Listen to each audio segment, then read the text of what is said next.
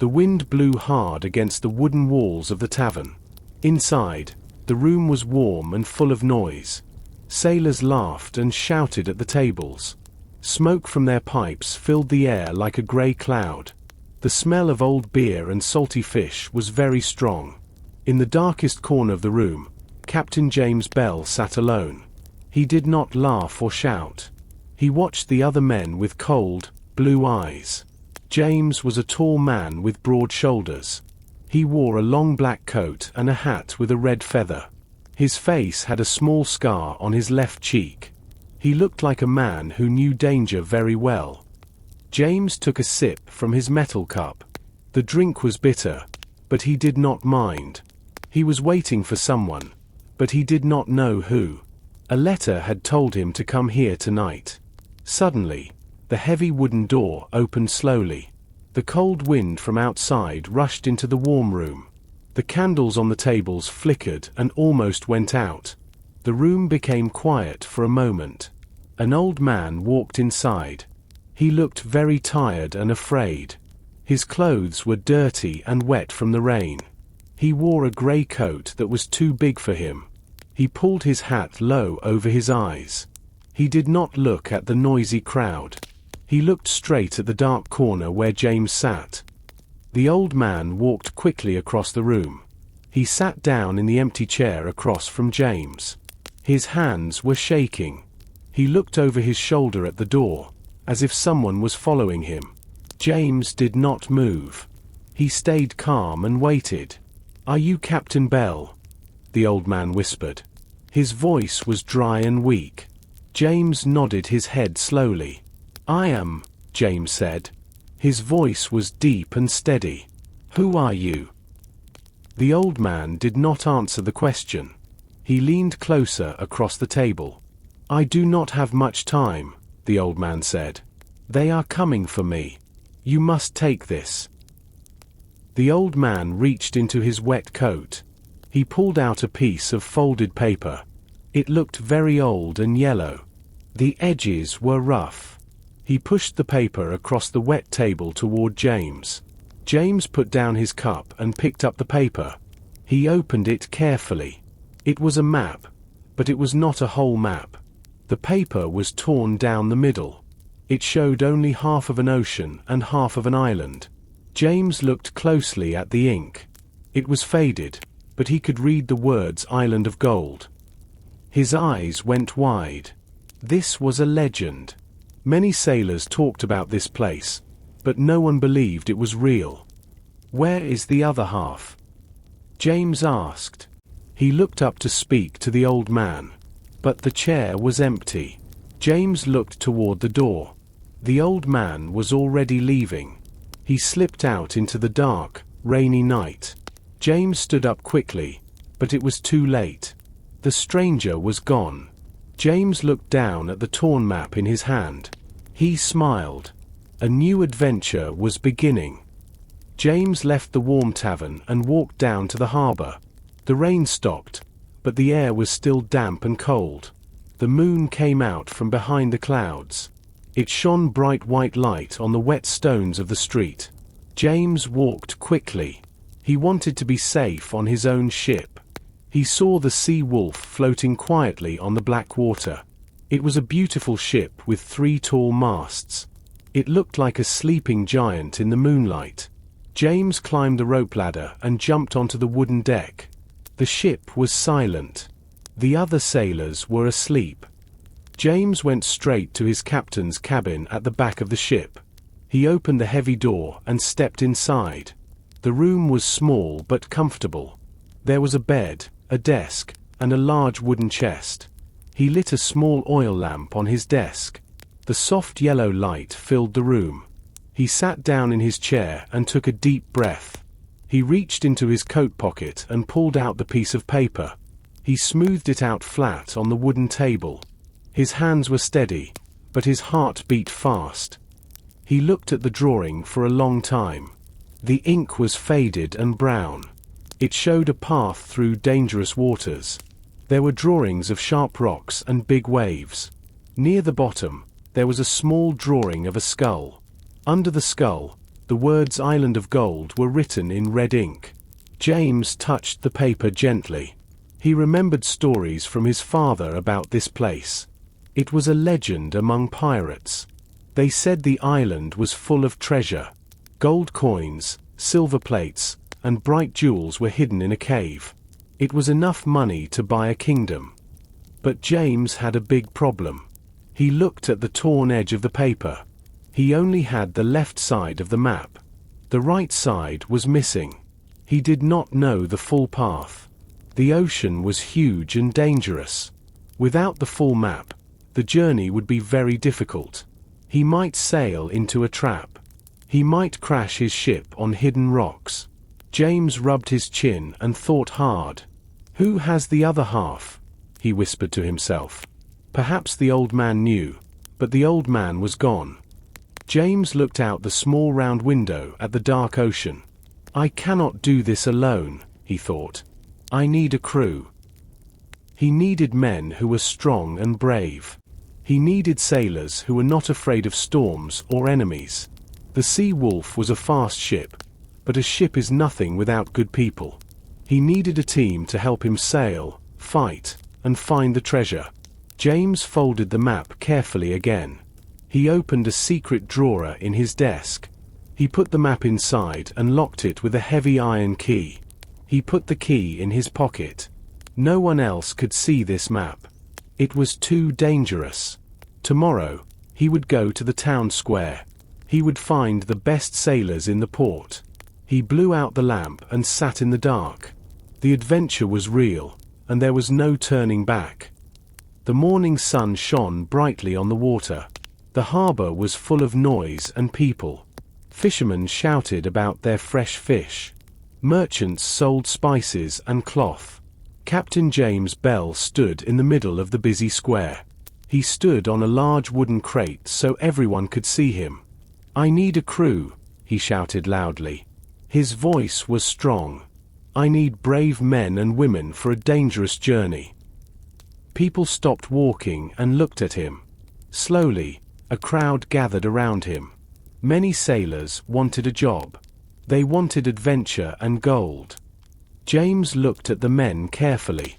He did not want weak or lazy sailors. He needed fighters. One man stepped forward. He was big, but he smelled like old beer. He could hardly stand up straight. James shook his head. "Go home," James said. "No drunks on my ship." The man walked away angrily.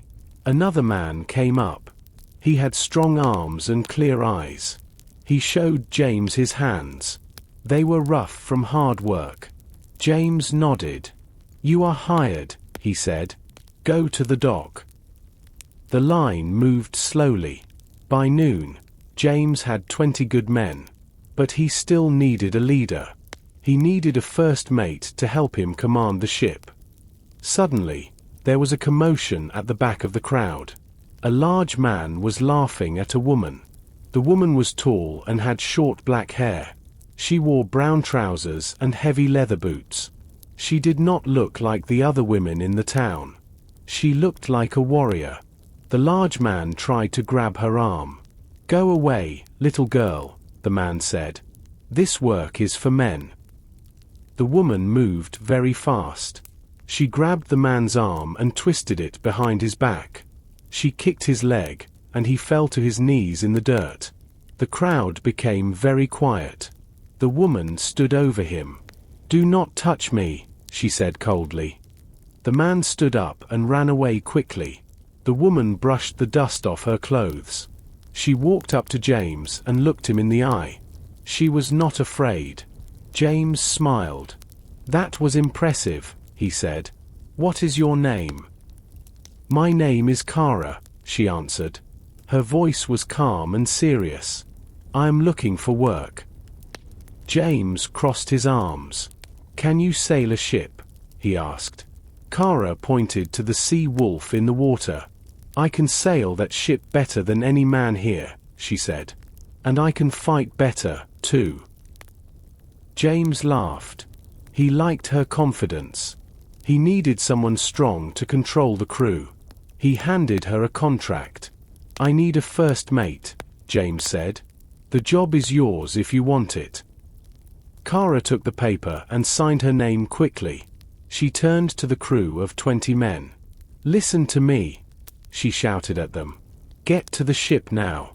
We have work to do." The men moved instantly. They knew she was a strong leader. James watched them go. He had his map. He had his ship. And now, he had his crew. The team was ready. The afternoon sun began to go down. The harbor was still very busy. Captain James gave a long list to Kara. "We need food for 3 months," James told her. "And plenty of water." Kara looked at the list and nodded. She shouted orders to the new crew. "Move quickly," she yelled. "We sail with the tide tomorrow." The men started to work very hard. They carried heavy wooden barrels up the ramp to the ship. Their shirts were wet with sweat from the hard labor. First came the food. They loaded sacks of dried beef and salted fish. This meat was tough, but it would stay good for a long time without ice. They brought boxes of hard biscuits. These biscuits were very dry and hard to chew, but they filled the stomach well. James also ordered crates of green apples and yellow lemons. He knew that sailors needed fruit to stay healthy. If they did not eat fruit, their teeth would fall out and they would get very sick. Kara checked every box. She wanted to make sure the food was fresh and not rotten. She was very careful. Next, they loaded the water. Water was the most important thing on the ocean. A man cannot live without it. The sailors rolled huge barrels of fresh water onto the deck. The barrels were very heavy. It took 2 strong men to lift just 1 barrel. They lowered them slowly into the hold at the bottom of the ship. The sea wolf sat lower in the water because of the great weight. The ship was heavy, but it was ready. Finally, they brought the weapons. A pirate ship must be ready to fight at any moment. They carried small wooden kegs of black gunpowder. They had to be very careful with the powder. One spark from a candle or a pipe could blow up the whole ship. James watched them closely. "Careful with that," he warned a young sailor who was walking too fast. Then came the heavy iron cannonballs. The men carried them one by one. They stacked them in neat piles next to the black cannons on the deck. The cold metal shone in the evening light. The sun went down completely. The sky turned dark blue and then black. Stars began to appear above the town. The work was finally finished. The crew sat on the deck, tired and hungry. They ate a simple dinner of bread and cheese. They talked quietly about the trip. James stood by the wheel at the back of the ship. He looked at the supplies. They had everything they needed. The ship was full of food, water, and weapons. He felt a cool breeze blow from the sea. It smelled like salt and freedom. It was a good sign. Tomorrow, the adventure would truly begin. The sun rose early the next morning. It was a bright, clear day. The sky was a perfect blue. The seagulls flew high above the masts of the Sea Wolf. The town was waking up, but the crew of the ship was already wide awake. They were excited and nervous. Captain James Bell stood at the large wooden wheel on the high deck. He looked down at his crew. They looked back at him, waiting for his command. James took a deep breath. The air smelled fresh and clean. "Raise the anchor," he shouted. His voice was loud and clear. "Raise the anchor." Kara repeated the order. She stood in the middle of the main deck. The men ran to the front of the ship. They grabbed the thick iron chain. It was heavy work. They pulled together with all their strength. The heavy wet chain came up slowly. It made a loud grinding noise against the wood. Water dripped from the metal links onto the dry deck. Finally, the huge iron hook broke the surface of the water. "Anchor is up," a sailor yelled. The ship was free from the land. "Unfurl the sails," James commanded. The sailors climbed the rope ladders quickly. They went high up into the air. They looked like small monkeys climbing a tree. They untied the ropes holding the white canvas. The heavy cloth fell down. Suddenly, the wind caught the sails. They filled up and became tight and round. The ship jerked forward. The wood of the ship groaned under the pressure. The sea wolf began to move through the water. It moved slowly at first, but then it gained speed. James turned the wheel to the right. The ship turned toward the open ocean. He looked back at the harbor. The people on the dock were waving goodbye. Some were wives, some were friends. The crew waved back, but James did not wave. He looked forward at the horizon. The houses of the town became smaller and smaller. Soon, they looked like toy houses. The tall church tower was just a small line in the distance. The noise of the busy market faded away. Now, there was only the sound of the wind and the waves. The water changed color. Near the town, it was brown and murky. But out here, in the deep ocean, it was a beautiful dark blue. White foam crashed against the sides of the ship. The ship rocked gently from side to side. It felt alive. Kara walked up the stairs to the upper deck. She stood next to James. "The wind is good, Captain," she said. She looked at the sails. They were full and strong. "We are making good time," James agreed. "Keep a sharp lookout," he told her. "The ocean is big, but we are not the only ones on it." Kara nodded and walked away to check on the men. James smiled. They were finally on their way. The day passed slowly on the open water. The sun began to go down behind the clouds. The ocean turned a deep, dark purple color. The wind was still strong, but the air felt heavy. Captain James stood at the back of the ship. He held the wooden wheel firmly with both hands. He looked behind the ship. He felt strange. He felt like someone was watching him. He looked at the long line of white foam behind the ship. There was nothing there, only the empty sea.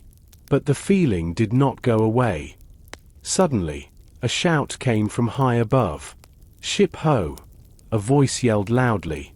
It was the lookout. He was a young sailor sitting in the crow's nest at the very top of the tallest mast. He pointed a finger toward the horizon behind them. James grabbed his spyglass from his belt. It was a long brass tube with glass lenses. He put it to his eye and looked where the sailor pointed. At first, he saw only water and waves. Then, he saw it. A small black shape was on the edge of the world. It was another ship. James adjusted the spyglass to see better. The other ship was moving very fast. It cut through the waves like a knife. It had 3 masts, just like the sea wolf. But the sails were not white. They were black. James felt a cold chill in his stomach. He knew those black sails. He lowered the spyglass slowly. His face was very serious. Kara walked up to him quickly. "What is it, Captain?" she asked. She saw the look on his face. "Is it the Navy?" James shook his head. "No," he said quietly. "It is worse. It is Captain Blackfin." The crew stopped working. They heard the name and looked at each other with fear. Captain Blackfin was a famous pirate, but he was not a good man. He was cruel and dangerous. He stole from everyone, even other pirates. He had a big scar across his nose and a heart made of stone.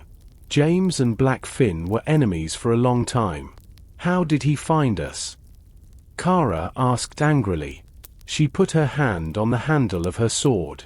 "He must know about the map," James said. "He wants the gold for himself." James looked through the spyglass again. The black ship was getting bigger. It was coming closer every minute. Their ship, the Dark Shark, was known for its speed. "He is hunting us," James said. He turned to his crew. They looked scared, but they were waiting for orders. James had to be strong for them. "Do not be afraid," he shouted. "We are faster than them." He looked at the sails. "Open every sail we have," he commanded. "We must catch the wind." The men ran to the ropes. They worked fast because they were afraid. James looked back at the black sails one last time. It was a race now. The race continued deep into the night. The moon was high in the sky. The sea wolf cut through the black water. The wind pushed them forward, but the enemy was still there. Captain James looked behind him constantly. He could see the lanterns of the dark shark in the distance. They were like small yellow eyes in the dark. Black Fin was not giving up. The crew was tired from working the sails. They wanted to rest, but they could not. If they stopped, they would be captured. Suddenly, the air changed. It became very cold and damp. A strange white mist began to rise from the water. At first, it was thin like smoke. It swirled around the bottom of the ship. But soon, it grew thicker and taller. It was a heavy fog. It moved fast, like a living thing. It covered the ocean completely. In minutes, the bright moon disappeared. The stars vanished. The world turned into a grey wall. James looked back for the enemy lights. He could not see them. The yellow eyes of the dark shark were gone. The fog hid everything. "They cannot see us now," James said softly. He let out a breath. This was good news. If Black Fin could not see them, he could not catch them. But James did not smile. He knew that fog was also very dangerous. A ship needs to see where it is going. Now, they were sailing blind. "Drop the sails halfway," James ordered quietly. He did not shout. The sound travels far in the fog. He did not want the enemy to hear them. The crew understood. They worked silently. They pulled the ropes gently to slow the ship down. The sea wolf moved slowly through the thick white cloud. The deck became wet and slippery. Water dripped from the ropes and the wood. It was cold. The men pulled their coats tight around their bodies. Kara walked carefully across the wet deck. She came to the back of the ship. She looked worried. "Captain," she whispered, "I cannot see the front of the ship. I cannot see the water." She wiped water from her face. "We are flying blind." James nodded. He gripped the wet wooden wheel. "I know," he said, "but we cannot stop. Black Fin is somewhere behind us. If we stop, he might crash into us." The silence was heavy. Usually, the ocean is full of noise. But the fog swallowed every sound.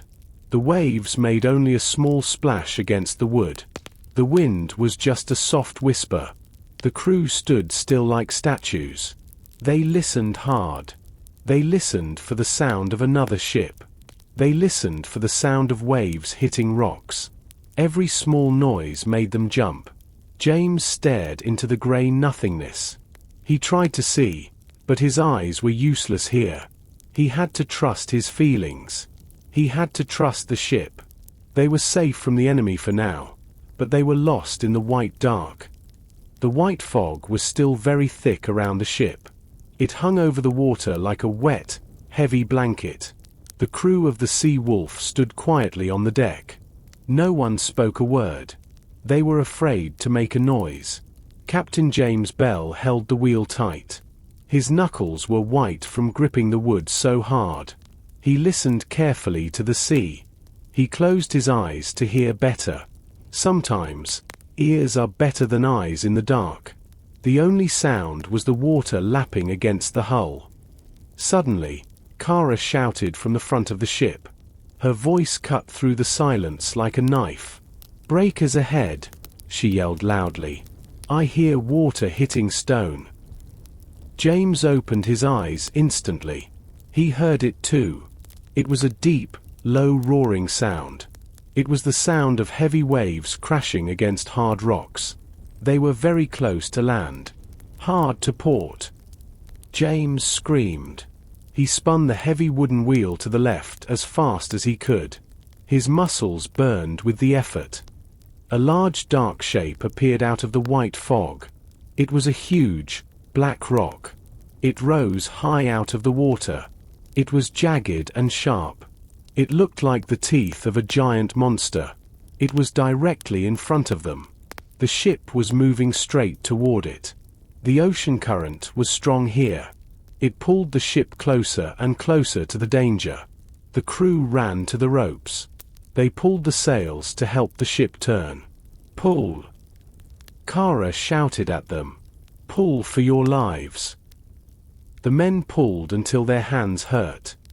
The front of the ship turned slowly to the left. It seemed too slow. The black rock was right next to them now. James could see the wet stone clearly. He could see small crabs crawling on it. He held his breath. The wooden side of the ship scraped against the rock. It made a long, loud, terrible noise. The sound of wood rubbing against stone filled the air. The whole ship shook violently. Some men fell down on the wet deck. James held onto the wheel to stay standing. But the ship did not stop. It slid past the giant rock. The turn was just enough. They passed the danger by only a few inches. The dark shape disappeared into the fog behind them. The roaring sound of the crashing waves faded away. James let out a long breath. His heart was beating like a drum in his chest. He felt cold sweat on his neck. He looked at Kara. She was pale, but she was standing tall. She looked back at him and nodded. "Check the hull," James ordered firmly. "See if we are leaking water." Kara ran down the stairs to the lower deck. James waited in the mist. Minutes felt like hours. Finally, Kara came back up. She looked relieved. "We are lucky, Captain," she said. "The wood is deeply scratched, but there is no hole. We are dry." James nodded slowly. "That was too close," he whispered to himself. The fog was still there, hiding more dangers. They had to be very careful. The long, scary night finally ended. The sun rose slowly over the horizon. Its warm light touched the cold water. The thick white fog began to break apart. It disappeared like magic. Soon, there was no mist left. The sky was a bright, clear blue. There were no clouds anywhere. The ocean was very calm. The waves were small and gentle. It was a perfect day for sailing. Captain James stood on the upper deck. He took a deep breath of the fresh morning air. He looked at the wooden side of the ship.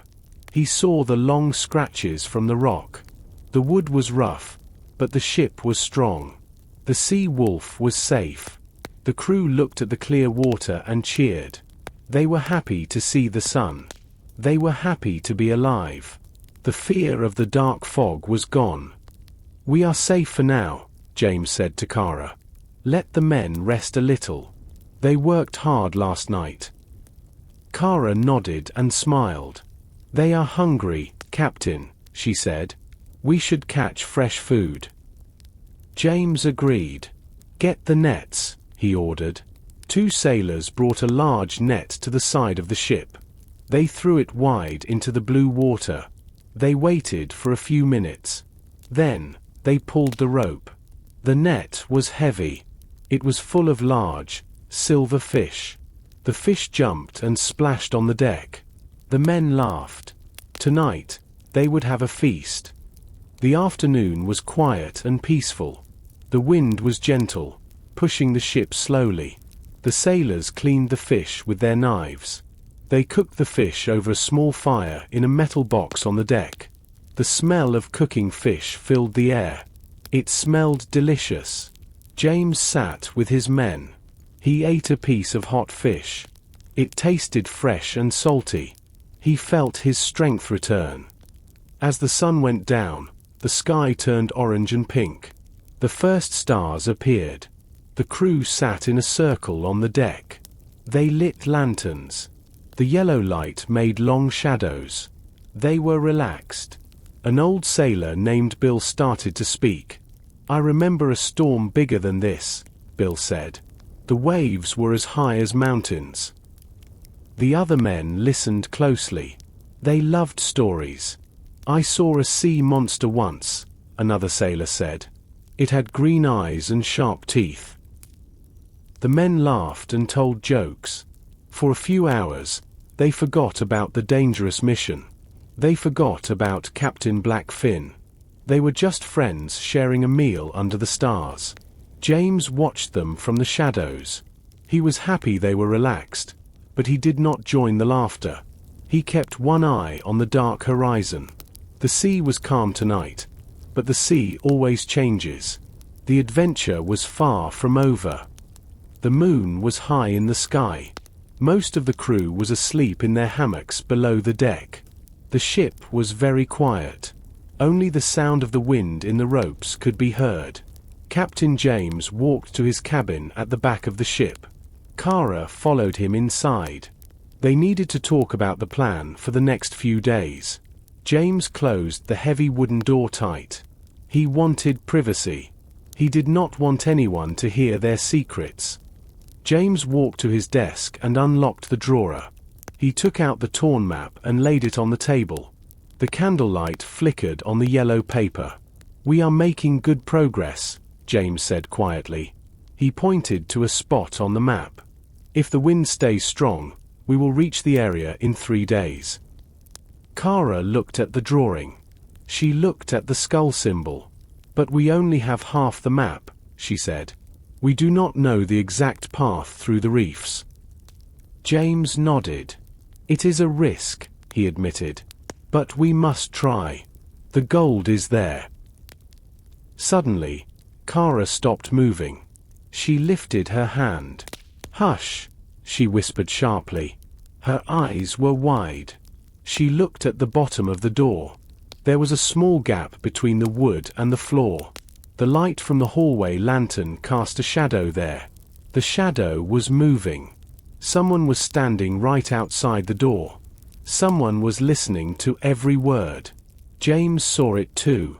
He put his hand on his pistol. He nodded to Kara. Kara moved across the room like a cat. She made no sound on the wooden floor. She reached for the heavy iron handle of the door. She took a deep breath. Then, she threw the door open with all her strength. The heavy wood swung out fast.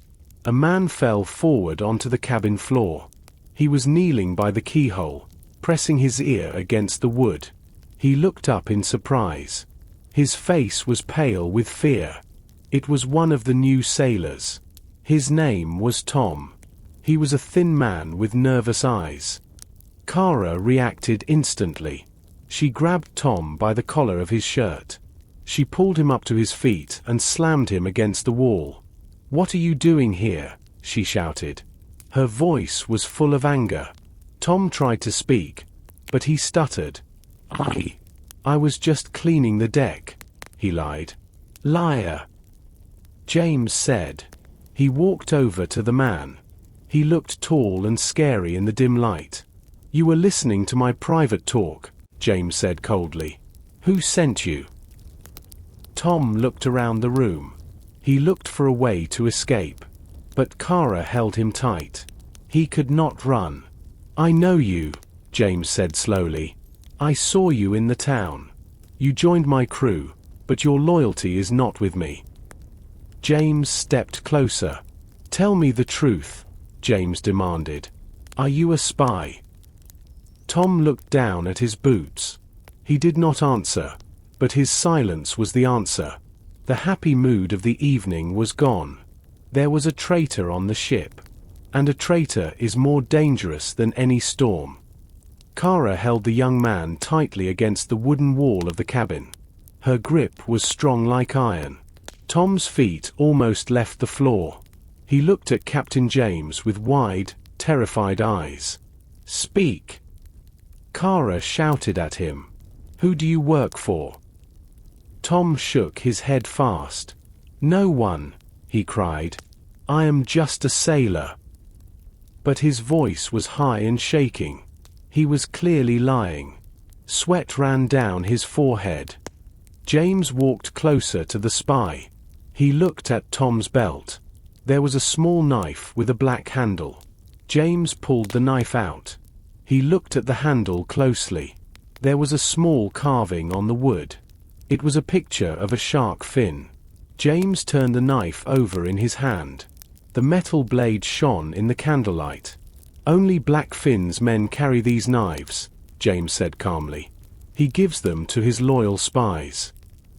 James looked into Tom's eyes. "Did you signal him?" James asked. "Did you tell him where we are?" Tom did not answer at first. He bit his lip. Then he nodded slowly. "I used a mirror today," Tom whispered. "I signaled the horizon when the sun was high." Kara gasped in anger. "That is how he found us," she said. "He knew our path because of you." Tom's face turned white. He stopped fighting against Kara's grip. He knew he was caught. "Bring him outside," James ordered. Kara pushed Tom toward the door. She marched him out onto the main deck. The noise woke up the other sailors. Men climbed out of their hammocks. They rubbed the sleep from their eyes. They saw their captain and first mate with a prisoner. They gathered around in a circle. They held lanterns high to see better. The yellow light showed Tom's guilty face. The night air was cold, but the anger of the crew was hot. "What is happening, Captain?" an old sailor named Bill asked. James stood in the middle of the circle. He pointed at Tom.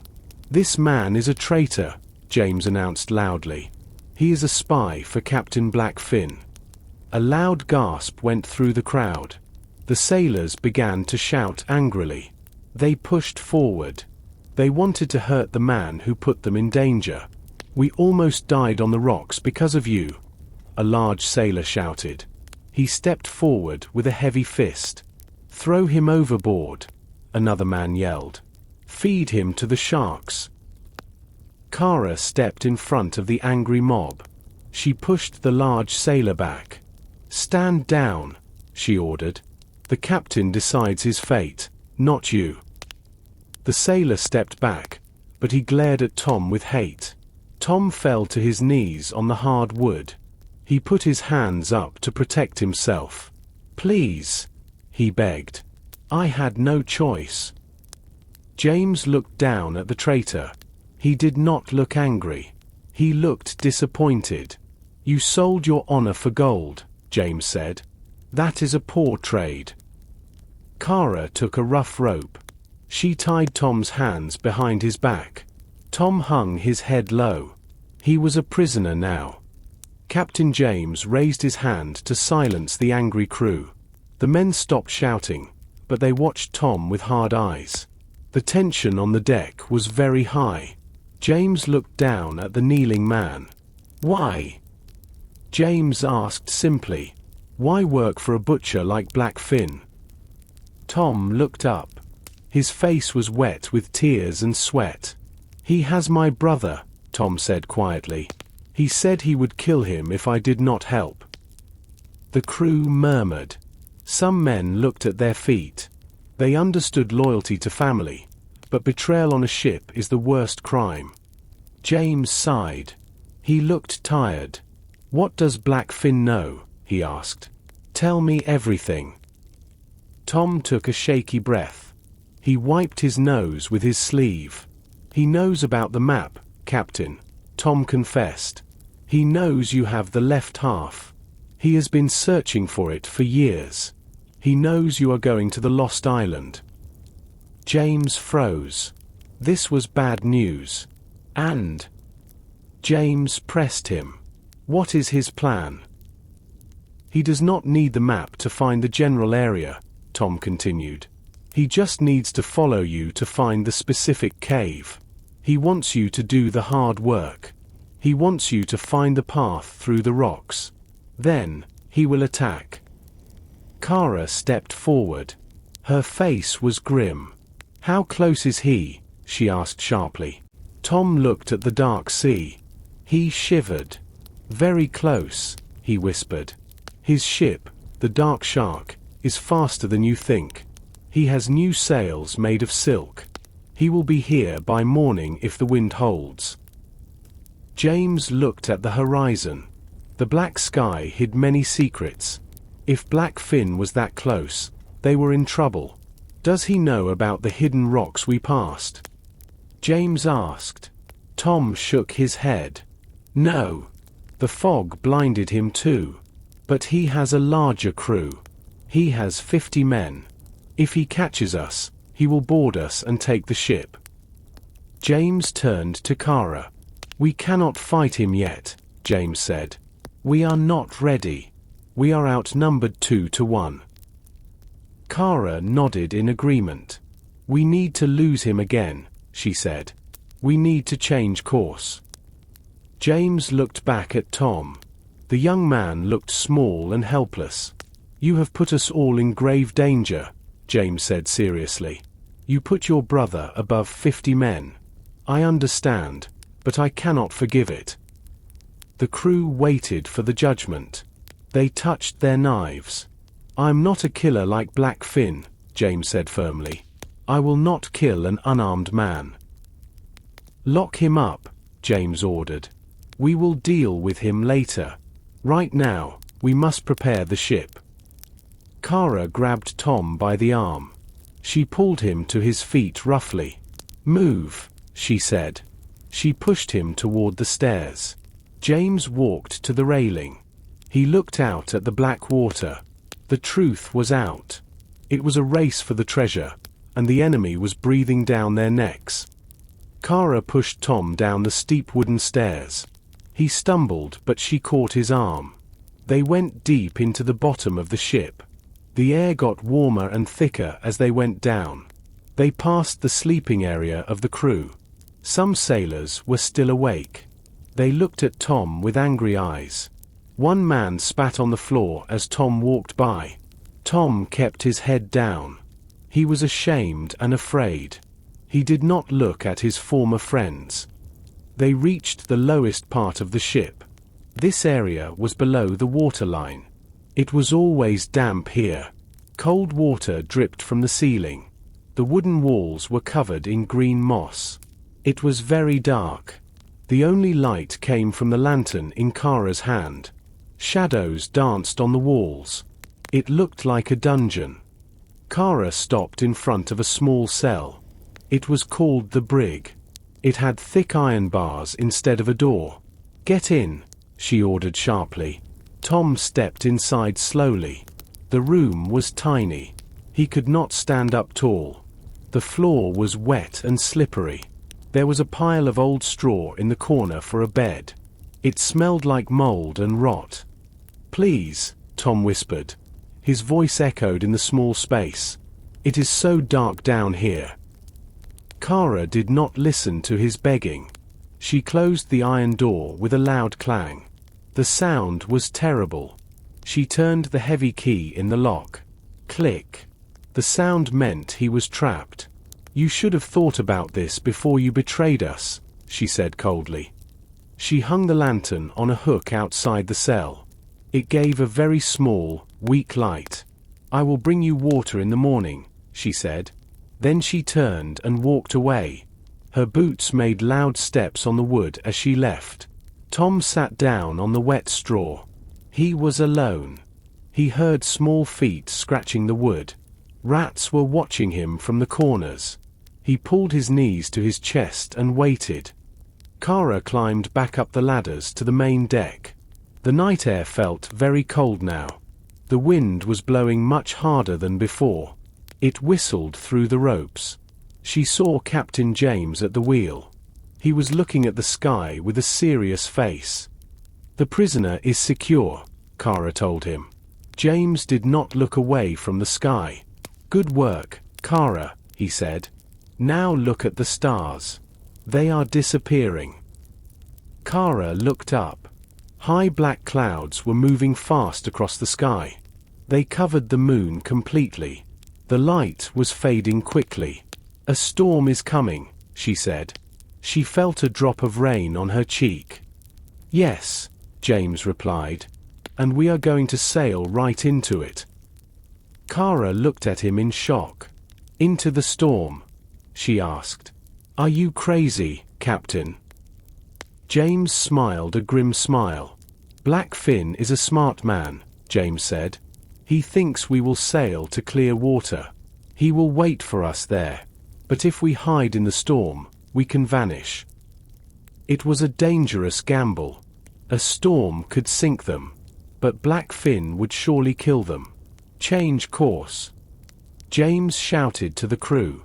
"West-northwest." The ship turned its nose toward the coming darkness. The peaceful night changed very quickly. The wind became a wild beast. It pushed against the ship with great force.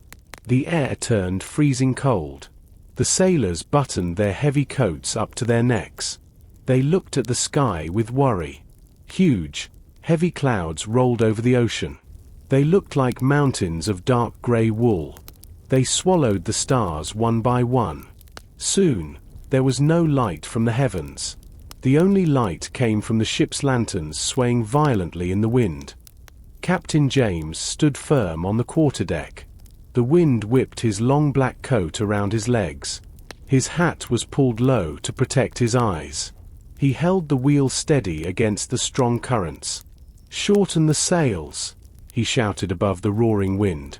"We cannot take full wind in this." If the sails were too full, the wooden masts might snap like dry twigs. The crew knew this danger. They ran to the ropes immediately. Kara led the men on the main deck. "Heave!" she yelled. "Pull together!" The men pulled the heavy wet ropes. Their hands were raw and cold. The large white sails were pulled up and tied tight. They left only a small amount of cloth open to catch the wind. This would keep the ship moving but stop it from tipping over. The ship rocked hard to the left, then to the right. Plates and cups fell off the tables in the mess hall below with a loud clatter. The sea began to change too. The waves grew taller. They had white foam on their tops. They crashed against the side of the Sea Wolf. Cold spray hit the faces of the sailors. It tasted like salt and fear. A young sailor named Jack looked at the captain. "Is it a hurricane, sir?" he asked. His voice was small in the loud wind. James looked at the boy. "It is a bad one, Jack," James said honestly. "But this ship has seen worse. Hold fast to the ropes and do not let go." Lightning flashed in the distance. It lit up the whole sky for a second. It looked like a purple crack in the world. Then came the thunder. It was a deep, low rumble that shook the bones. It was getting closer. The storm was not just wind and rain. It was electricity and fury. James looked behind the ship. The darkness was absolute. He could not see the dark shark. He could not see anything. His plan was working, but the cost was high. They were hiding in the belly of a monster. "Prepare the hatches," James ordered. "Close everything tight." The men ran to cover the openings to the lower decks. They nailed boards over the windows. They prepared for the water to come over the deck. The first heavy drops of rain began to fall. They hit the wood like small stones. The real storm was here. The rain came down like a waterfall. It was not just rain. It was a flood from the sky. The water was cold and heavy. It soaked through the sailors' heavy coats in seconds. The wind pushed against the ship with terrible power. The Sea Wolf groaned in pain. The wood creaked loudly everywhere. It sounded like the ship was breaking apart. Captain James stood at the wheel. He did not move. He fought the ocean with his own hands. The wheel tried to spin left, then right. James held it straight. His arms shook from the effort. "Hold on!" James screamed. He saw a mountain of water rising in front of them. It was a rogue wave. It was higher than the main mast. The crew looked up in horror. They grabbed the railings. They grabbed the ropes. The wave crashed down on the deck. The force was incredible. The ship tipped forward steeply. For a moment, everything was underwater. James held his breath. The cold salt water burned his eyes. He could not see anything. Then, the ship rose up again. It shook off the water like a wet dog. The men gasped for air. They spat out salt water. They were still alive. But the danger was not over. The mainsail. Kara shouted. She pointed up high. The wind had torn a rope loose. The heavy canvas sail was flapping wildly. It hit the mast with loud, heavy thuds. If they did not tie it down, the force would break the wooden mast in two. "I will get it," Kara yelled. She did not wait for orders. She ran across the slippery deck. The ship pitched violently to the side. Kara fell to her knees on the hard wood. She slid toward the open edge of the ship. A young sailor grabbed her boot just in time. He pulled her back to safety. She stood up again quickly. She was brave. She climbed the wet ropes. The wind tried to blow her off the ladder. She reached the loose line. Her fingers were cold and stiff. She pulled the rope tight with all her strength. She tied a strong knot. The sail stopped flapping. The mast was safe. Kara climbed down slowly. She jumped onto the deck. She was shaking from the cold and the fear. James looked at her and nodded. It was a look of deep respect. The storm raged on around them. Thunder shook the sky constantly. Lightning flashed every few seconds, lighting up their pale faces. The ocean wanted to swallow them. But the crew of the Sea Wolf was fighting back. They were wet, cold, and tired. But they were not beaten yet. They would fight the storm all night if they had to. The storm did not stop. It grew stronger and angrier as the night went on. The wind howled around the ship. It sounded like a wild animal in pain. The ship rose high on the waves and fell deep into the valleys of water. Captain James wiped the salt water from his stinging eyes. He could barely see the front of the ship through the heavy rain. Suddenly, a huge gust of wind hit them. It was a solid wall of air. It hit the main mast with incredible force. The thick canvas of the mainsail was old. It had seen many suns and many storms. It could not hold the wind any longer. There was a loud, sharp noise. It sounded like a gunshot in the dark. The large white sail tore right down the middle. The fabric ripped apart violently. The two halves of the broken sail flapped in the wind. They whipped around uncontrollably. They looked like broken wings on a dying bird. The ship jerked hard to the side. Without the mainsail to catch the wind evenly, the ship lost its balance. It began to spin in the rough water. The waves crashed over the side rails. The deck was flooded with knee-deep water. "The sail is destroyed," Kara screamed. She had to shout to be heard over the deafening noise. "It is pulling the ship over." She was right. The broken pieces of the sail were catching the wind in the wrong way. The tall wooden mast was bending under the pressure. If the mast broke, it would fall and crush the deck. It would likely sink the ship. They had to act immediately. "Cut it down," James roared from the wheel. "Cut it loose now."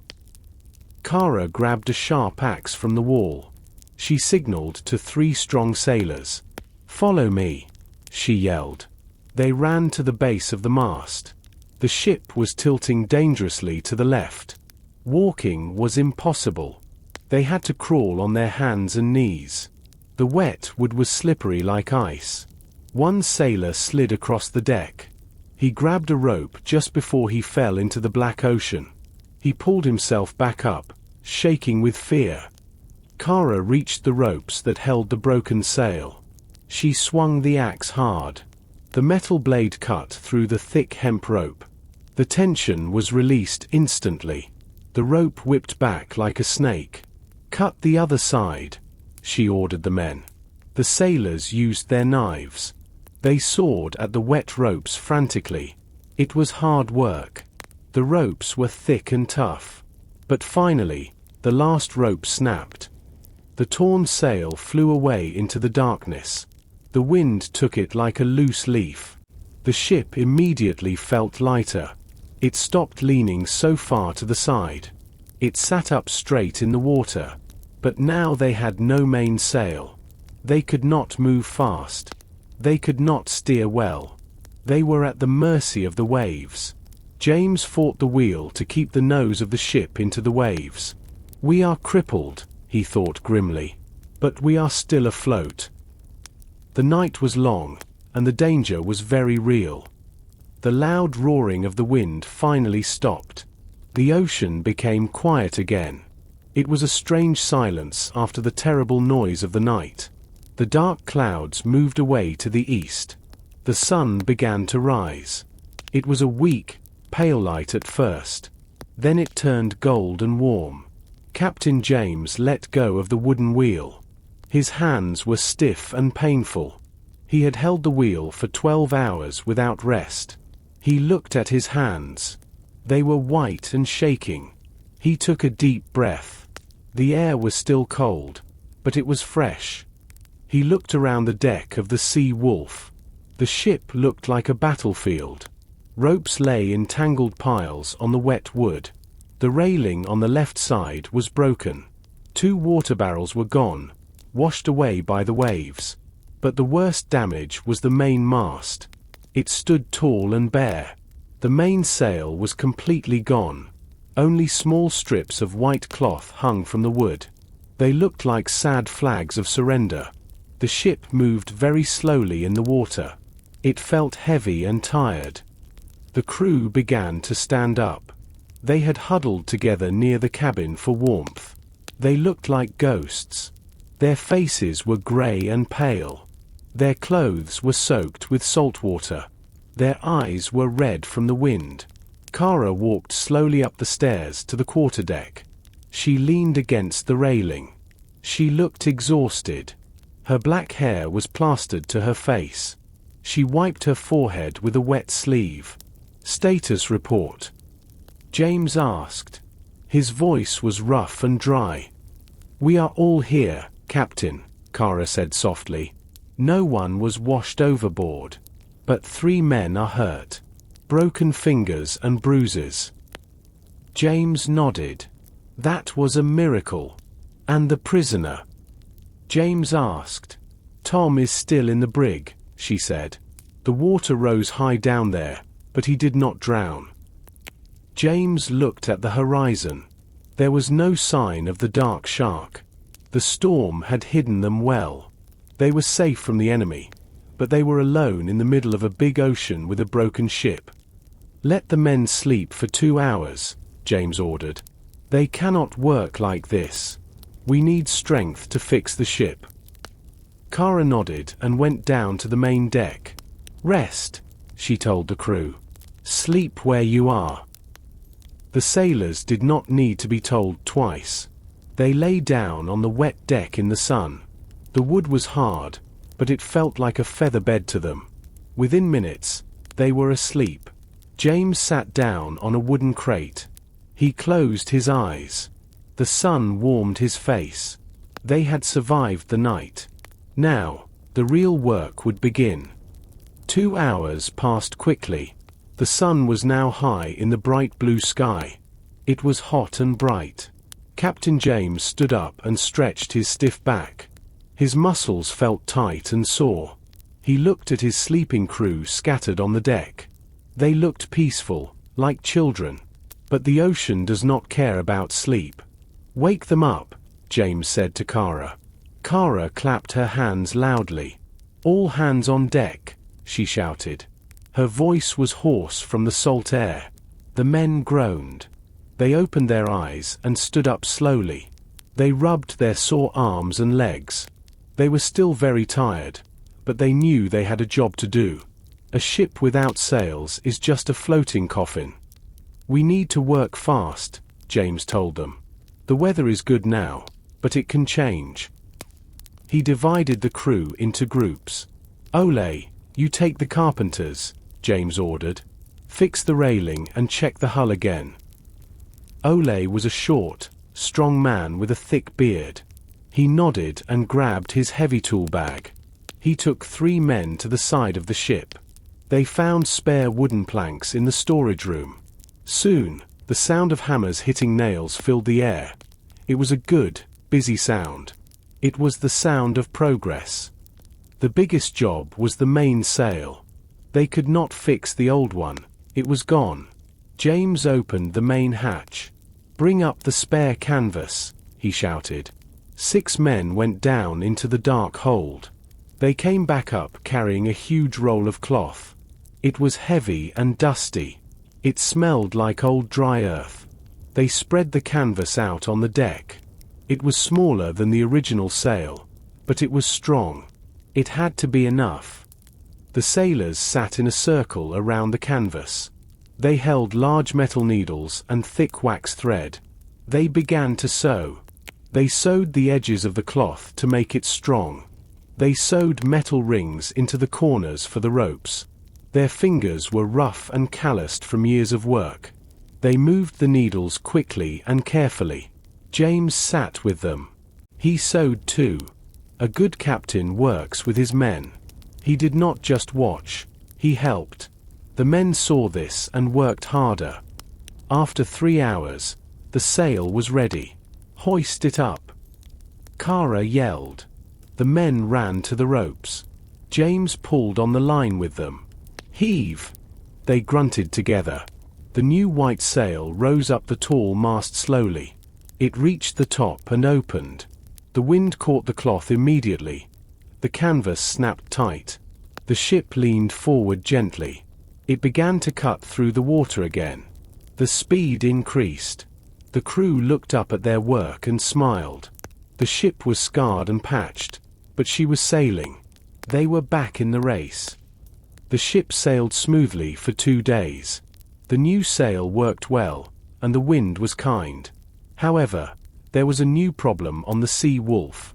The storm had washed away 2 big barrels of water. The salt water from the huge waves had spoiled some of the food. The bread was wet and moldy. The men were hungry and thirsty. They needed fresh supplies soon. Captain James looked at the remaining barrels with worry.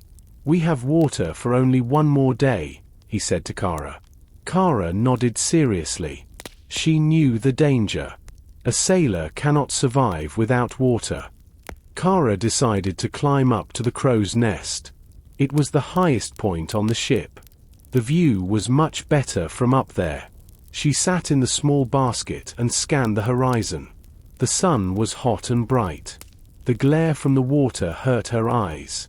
She looked for hours. She saw nothing but blue water and white clouds. Her hope began to fade. But then, she saw something green. It was a small dot in the distance. She rubbed her eyes to be sure. The dot grew bigger. It was not a cloud. It was land. "Land ho!" Kara shouted down to the deck. Her voice was loud and happy. The men stopped working instantly. They looked up at her. She pointed her finger to the south. James grabbed his spyglass. He ran to the side of the ship. He looked where she pointed. He saw tall green trees and a white sandy beach. It was a small tropical island. It looked wild and uninhabited. There were no houses and no smoke. This was good. It meant there were no enemies there. "Prepare the longboat," James ordered. The crew cheered loudly. They were very happy. They wanted to leave the swaying ship for a few hours. They wanted to walk on solid ground. They dreamed of sweet fruit and cold river water. For strong men went to the side of the ship. They lowered the small wooden boat into the water. It splashed gently. James, Kara, and 4 sailors climbed down the rope ladder. They carried empty barrels and empty sacks. They also carried their swords and pistols. Wild islands can have wild animals. They had to be careful. The sailors rowed the boat toward the beach. The water became light blue and very clear. They could see colorful fish swimming under the boat. The sand on the beach was white like sugar. The boat hit the sand with a soft crunch. The men jumped out into the shallow water. It was warm on their boots. They pulled the boat up onto the dry sand. The jungle was right in front of them. It was a wall of green leaves and thick vines. Tall palm trees swayed in the wind. The smell of flowers and wet earth was strong. It smelled like life. James looked at the dark jungle path. "Stay together," he warned them. "We are here for water, not for fun." He put his hand on his sword. They stepped into the shadows of the trees. The group walked away from the bright white beach. They stepped into the thick green jungle. The air changed immediately. It was no longer fresh and salty. It was hot, heavy, and wet. It felt like walking into a warm bath. The trees were huge and very tall. Their leaves blocked out the sun. The light was dim and green. It was hard to see very far ahead. Huge vines hung down from the branches like ropes. They looked like sleeping snakes. The ground was soft and covered in wet leaves. Their boots sank into the mud with every step. Captain James walked in the front. He held a large knife called a machete in his hand. He used it to cut the thick plants blocking their way. The blade made a swishing sound as it cut through the green wall. "Keep your eyes open," James whispered, "and keep your hands on your weapons." The jungle was very noisy. Invisible birds called out from the high trees. Insects buzzed around their heads. Small animals moved quickly in the bushes. But the sailors could not see them. They only heard them. This made the men nervous. They looked left and right constantly. "It is too hot," a sailor named Sam complained. He wiped sweat from his eyes. His shirt was already soaked. "We need water soon." Kara walked at the back of the group. She wanted to make sure no one was left behind. "Quiet, Sam," she said softly. "Save your energy for walking." She looked up at the trees. She saw colorful flowers growing on the vines. They were red, yellow, and purple. They were beautiful, but she did not touch them. Some jungle plants are poisonous. She knew this from her travels. They walked for an hour. The path became steeper. They were climbing a small hill. The ground became rocky. James stopped suddenly. He held up his hand. The group froze. They stood very still. "Do you hear that?" James asked. The men listened. At first, they only heard the buzzing of flies. Then, they heard a different sound. It was a soft, rushing noise. It sounded like liquid moving over stones. "Water," Sam whispered with a smile. James nodded. "It sounds like a river," he said. "It is close." He pointed his machete to the right. "This way." They moved faster now. The hope of cold water gave them new energy. They pushed through a thick wall of ferns. The sound of the water got louder. The air felt a little cooler here. Suddenly, the trees opened up. They stood on the edge of a small clearing. In the middle, a clear blue stream flowed over smooth gray rocks. The water sparkled in a beam of sunlight. It looked perfect. The men cheered silently. They ran toward the bank. They dropped their heavy barrels on the grass. They were ready to drink. The sailors fell to their knees on the soft grass next to the river. They did not wait for cups or bowls. They used their hands to scoop up the clear liquid. They splashed the water onto their hot faces. It was freezing cold. It shocked their skin, but it felt wonderful. They drank greedily. The water was sweet and pure. It tasted like life itself. It was better than the most expensive wine in the world. Captain James knelt down too. He washed the salt and sweat from his neck. He drank deeply and felt his strength return. After a few minutes, James stood up and wiped his mouth. "That is enough," he said firmly. "Do not drink too fast, or you will get sick." The men nodded and sat back on the grass. They breathed heavily. They looked relieved. "Now we work," James ordered. "Fill the barrels."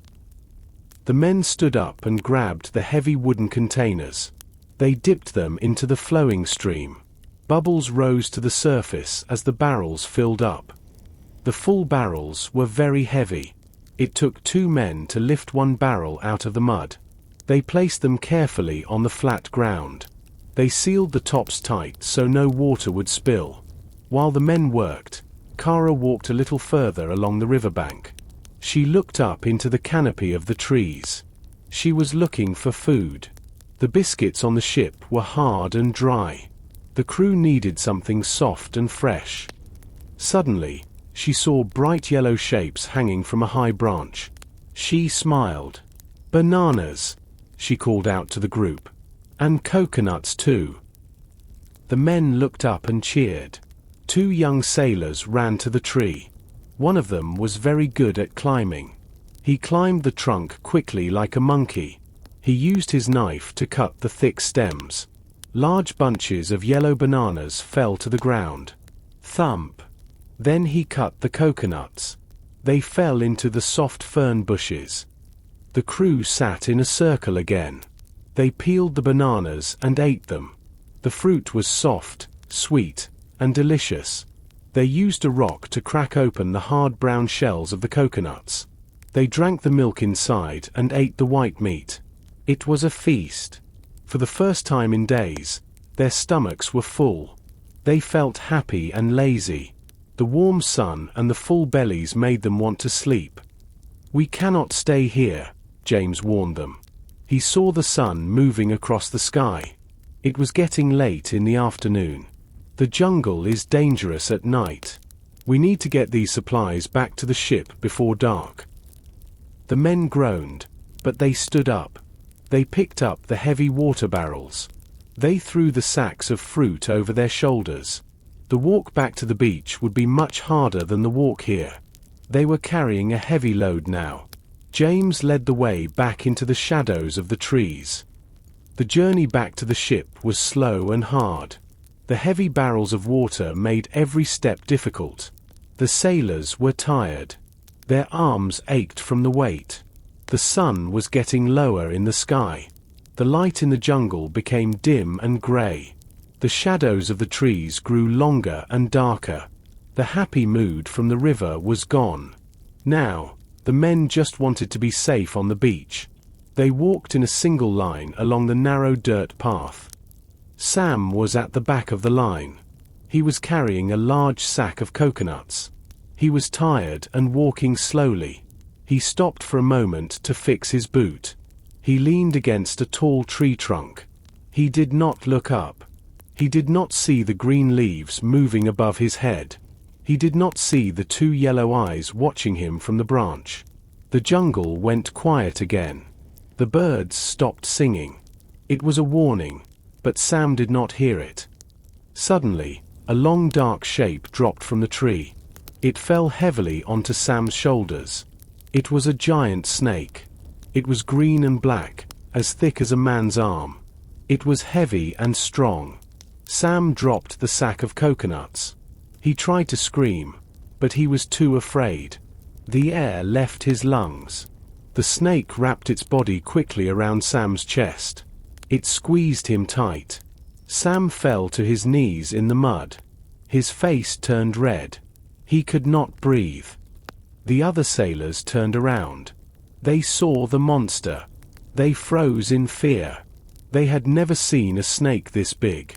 "Help me!" Sam whispered weakly. The snake raised its head. It opened its mouth wide. Its long sharp fangs dripped with poison. It hissed loudly at the men. It was ready to bite Sam's neck. The crew did not know what to do. If they shot the snake with a pistol, they might hit Sam. Captain James did not hesitate. He dropped the water barrel he was carrying. He pulled his sword from his belt in one smooth motion. He ran toward Sam. He moved very fast for a big man. The snake saw the movement. It turned its head toward the captain. It pulled back to strike. But James was faster. He swung his heavy steel sword. The blade cut through the air. It hit the snake just below its head. The snake's body went loose. It fell off Sam and onto the ground. It twisted in the leaves for a moment, and then it lay still. It was dead. James stood over Sam, breathing hard. He offered his hand to the terrified sailor. "Stand up, lad," James said gently. Sam took his hand. He was shaking uncontrollably. He touched his neck to make sure he was not bitten. I thought I was dead," Sam stammered. James wiped his sword on the grass and put it back in its sheath. "The jungle has eyes everywhere," James told the crew. "We must not stop again. We are intruders here." The men nodded quickly. They were wide awake now. The fear gave them new energy. They picked up the barrels and the coconuts. They walked much faster than before. They stayed very close together. They watched every branch and every shadow. They wanted to leave this green hell immediately. The group moved quickly away from the place of the dead snake. They did not want to meet another monster. The path became very narrow. Tall grass scratched their legs. Suddenly, Kara stopped walking. She held up her hand to stop the others. "Captain," she whispered, "look over there." She pointed through the thick green leaves. There was something unnatural in the jungle. It was not a tree or a rock. It was a wall made of grey wood. James walked forward slowly. He pushed the large fern leaves aside with his machete. He saw a small building hidden in the shadows. It was an old hut. It looked very sad and lonely. The roof was made of dried palm leaves, but it was full of holes. Green vines grew over the walls like long fingers. "Who built this?" Sam asked nervously. He looked around for people. "No one lives here now," James said quietly. "It is abandoned." The wooden door hung loose on one rusty hinge. It moved slightly in the wind. James stepped inside the hut. The floorboards were rotten and weak. They made a soft crunching sound under his heavy boots. The air inside was very still and dusty. It smelled like old paper and dry earth. There was a broken table in the corner. On the table, there was a metal cup. It was covered in red rust. James picked it up. "This has been here for 50 years, he thought. A large spider crawled out of the cup. James put it down quickly. Kara came inside too. She looked at the empty shelves. "Is there anything useful?" she asked. James shook his head. "Only dust and ghosts," he replied. He turned to leave. But then, he saw something on the back wall. A thin beam of sunlight came through a hole in the roof. It shone on a specific spot on the wood. James walked closer. He saw a carving in the wood. Someone had used a sharp knife to draw a picture long ago. He used his leather glove to wipe away the thick layer of dust. The picture became clear. It was a skull. But it was not a normal skull. It had a star inside its left eye. James froze. He reached into his pocket quickly. He pulled out his half of the map. He looked at the bottom of the paper. There was the same drawing. The skull with the star. "Look at this," James said. His voice was full of excitement. Kara looked at the wall and then at the map. Her eyes went wide. "The person who made the map was here," Kara said. "This proves it. The legend is real." James traced the carving with his finger. "Yes," he said. "This hut was built by the pirates who hid the gold. This is a marker." He felt a rush of energy. They were not just wandering in the jungle. They were following the footsteps of history. He looked out the window. The sun was almost gone. The jungle was turning black. "We have found our clue," James said. "Now we must go. The ship is waiting." They left the old hut behind in the shadows and ran toward the beach. The group ran out of the dark jungle. They stumbled onto the white sand. The fresh sea air hit their faces. It felt cool and clean after the hot, sticky air of the trees. They dropped the heavy water barrels on the sand. They were breathing very hard. Their clothes were torn and dirty. But they were smiling. They had fresh water. They had sweet fruit. And they had the secret clue from the hut. "Signal the ship," James ordered. "Tell them to bring the ropes."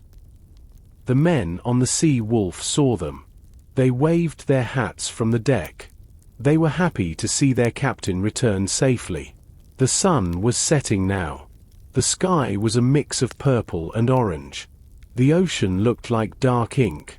It was a beautiful evening. The sailors began to roll the barrels toward the water's edge.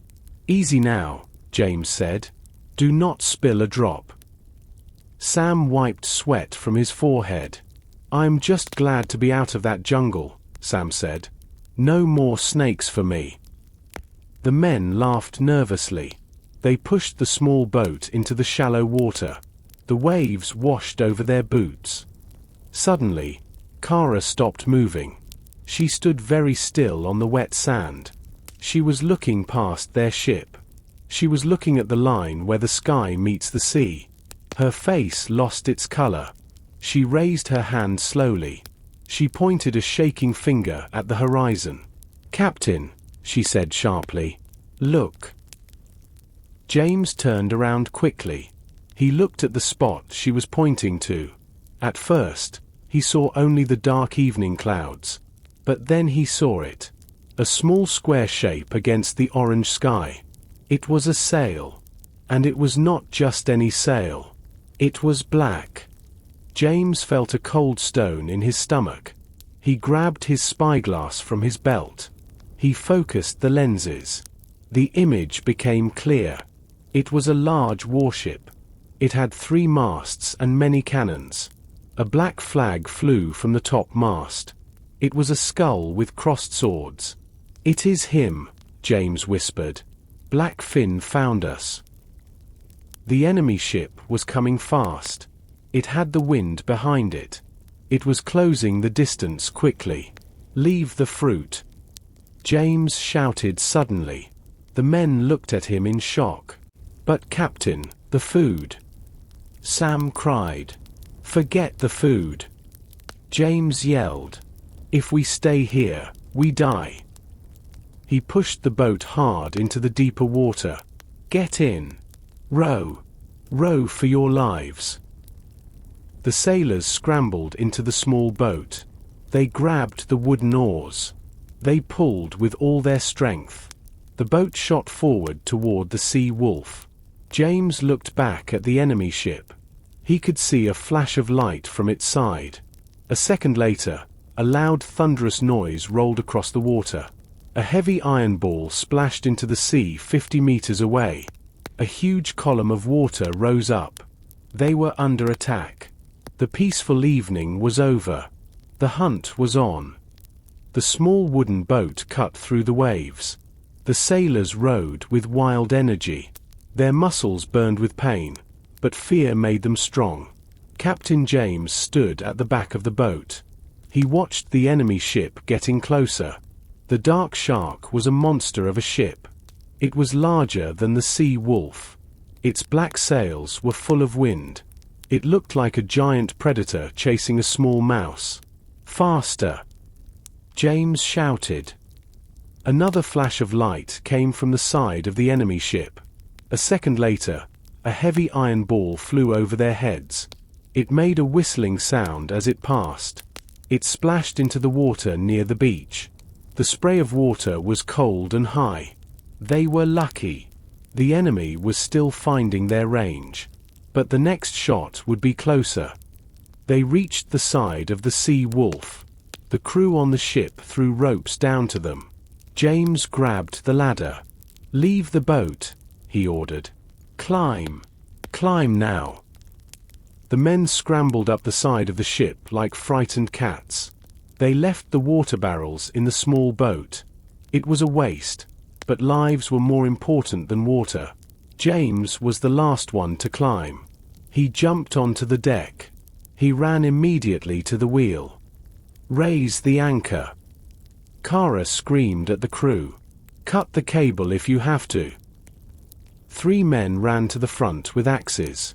They did not have time to pull the heavy chain up slowly. They swung their axes hard. The metal rang against the iron chain. Sparks flew. Finally, the chain broke. The heavy anchor fell to the bottom of the sea. The ship was free. "Deploy the sails." James roared. "Turn hard to starboard." The crew pulled the ropes frantically. The white sails dropped down. The wind caught them slowly. The ship began to move. But the dark shark was very close now. It was less than 200 meters away. James could see the men on the enemy deck. He could see their swords shining in the sunset light. He saw a tall figure standing near the front of the black ship.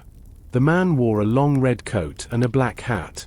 He held a pistol in his hand. It was Captain Blackfin. He was laughing. He raised his sword and pointed it at the sea wolf. "Fire!" he shouted. His voice carried over the water. The side of the dark shark exploded with smoke. 6 cannons fired at the same time. The noise was deafening. The air shook with the power of the blast. James ducked behind the wooden wheel.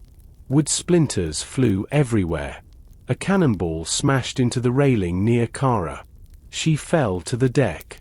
Smoke covered everything. The smell of burnt gunpowder filled the air. The sea wolf rocked violently from the impact.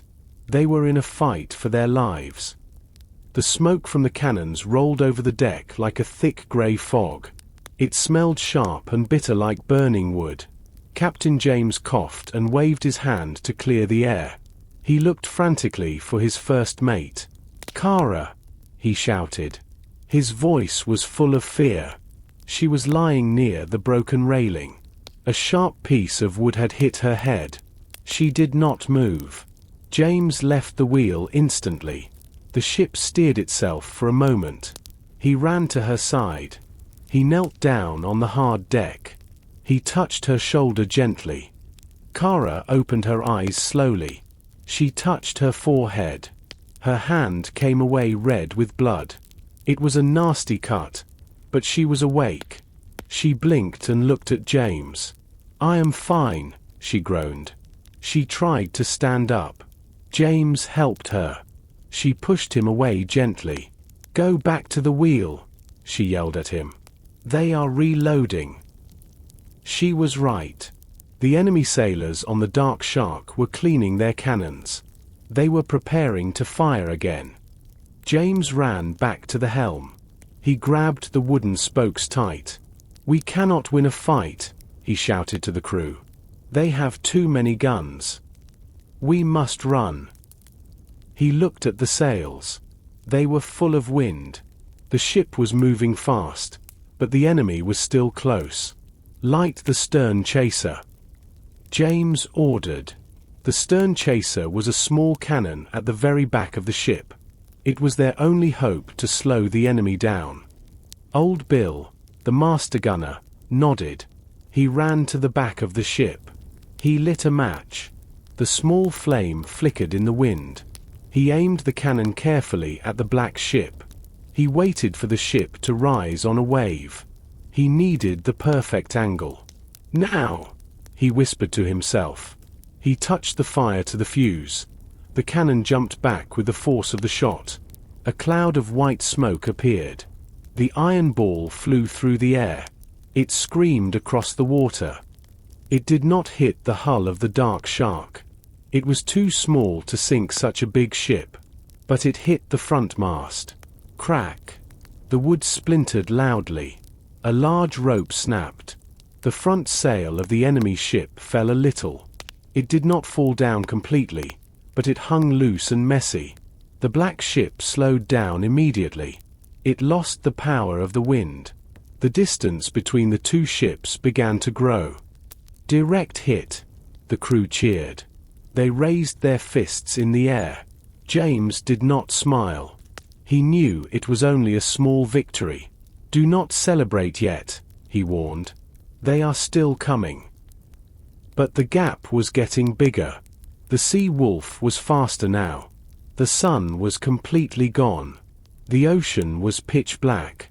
James steered the ship into the deep darkness. "Extinguish the lanterns," he ordered. "Turn off every light." The sailors ran to blow out the candles and oil lamps. Suddenly, the ship was invisible. "Silence on deck," James whispered. "Let the night hide us." The world was pitch black. There was no moon and no stars. The heavy clouds from the earlier storm still covered the sky. The sea wolf glided through the water without a sound. It was like a ghost ship. Every lantern was out. The windows were covered with thick blankets. Captain James stood at the wheel in total darkness. He could not see his own hand in front of his face. He steered by feeling the wind on his cheek. He knew the ocean well. He knew how to feel the waves. The crew sat on the deck in silence. No one dared to speak. No one dared to move.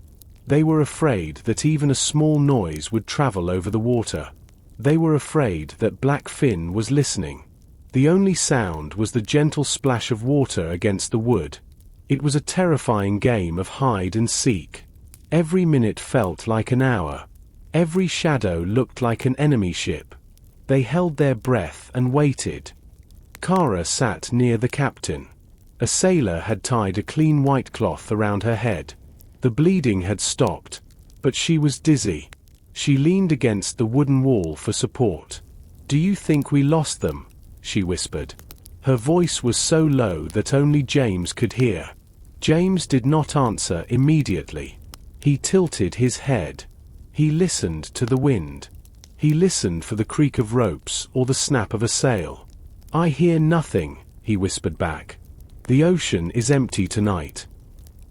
Hours passed. The tension on the ship was heavy. The men were exhausted from the fight and the fear.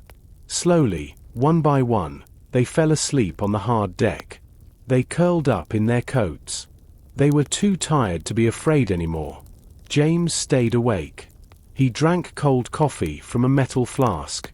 He kept his eyes open. He had to protect his family. He thought about the map. He thought about the carving in the hut. The skull and the star. What did it mean? Finally, the sky began to turn grey. The long night was ending. The sun rose slowly. It painted the clouds with pink and gold light. James looked behind the ship. He scanned the horizon from left to right. His heart beat fast. He looked for the black sails. He looked for the enemy. But there was nothing. The ocean was wide and empty. The blue water stretched forever in every direction. The dark shark was gone. "We did it," James said out loud. He let out a long breath. His shoulders relaxed. The crew began to wake up. They looked at the empty sea and smiled. They shook hands. They patted each other on the back. They were alive. Kara stood up. She looked pale, but her eyes were strong. "That was too close," she said. "Black Fin is getting smarter." James nodded. "Yes," he agreed. "But we have something he does not have. We have the clue." James reached into his pocket and pulled out the map. "It is time to finish this." The morning sun was warm on the deck. It dried the wet wood and the wet clothes of the sailors. Captain James spread the old map out on a large barrel. He used heavy stones to hold the corners down. The wind fluttered the edges of the yellow paper. Kara stood next to him. Her head was bandaged, but she looked focused. James took a small piece of black charcoal from his pocket. He looked at the drawing of the skull on the bottom of the map. He remembered the carving in the jungle hut. Slowly, James drew a small star inside the left eye of the skull on the paper. He stepped back and looked at it. "It is a marker," he said. "The map tells us the island, but the star tells us the entrance." Kara nodded in agreement. "The lost island is big," she said. "If we just land on the beach, we might search for weeks. But this tells us to go to the west side, to the left side of the Skull Mountain." James measured the distance with his fingers. "We are close," he said. "With this wind, we will see the island by tomorrow evening." He looked at his crew. They were cleaning their pistols. They were sharpening their swords. The mood was serious. They knew the treasure was close, but they also knew the danger was high. Black Finn was gone for now, but he would return. And the lost island itself was known to be dangerous. "Check the supplies," James ordered. "We need to be ready to land as soon as we arrive." The men moved with purpose. They checked the ropes. They organized the gunpowder. They prepared the shovels and pickaxes. Everyone had a job. No one complained. The dream of gold made them work hard. James walked to the railing. He looked at the vast blue ocean. He felt a mix of excitement and worry. He had searched for this treasure for 10 years. It was his life's work. But now that he was so close, he felt strange. "Is it worth it?" he asked himself. He looked at Kara's bandaged head. He looked at the tired faces of his men. Gold cannot buy life, he thought. But he could not stop now.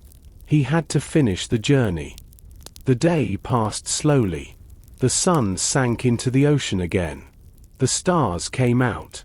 James looked up at the North Star. He checked his compass. "Steady as she goes," he whispered to the helmsman.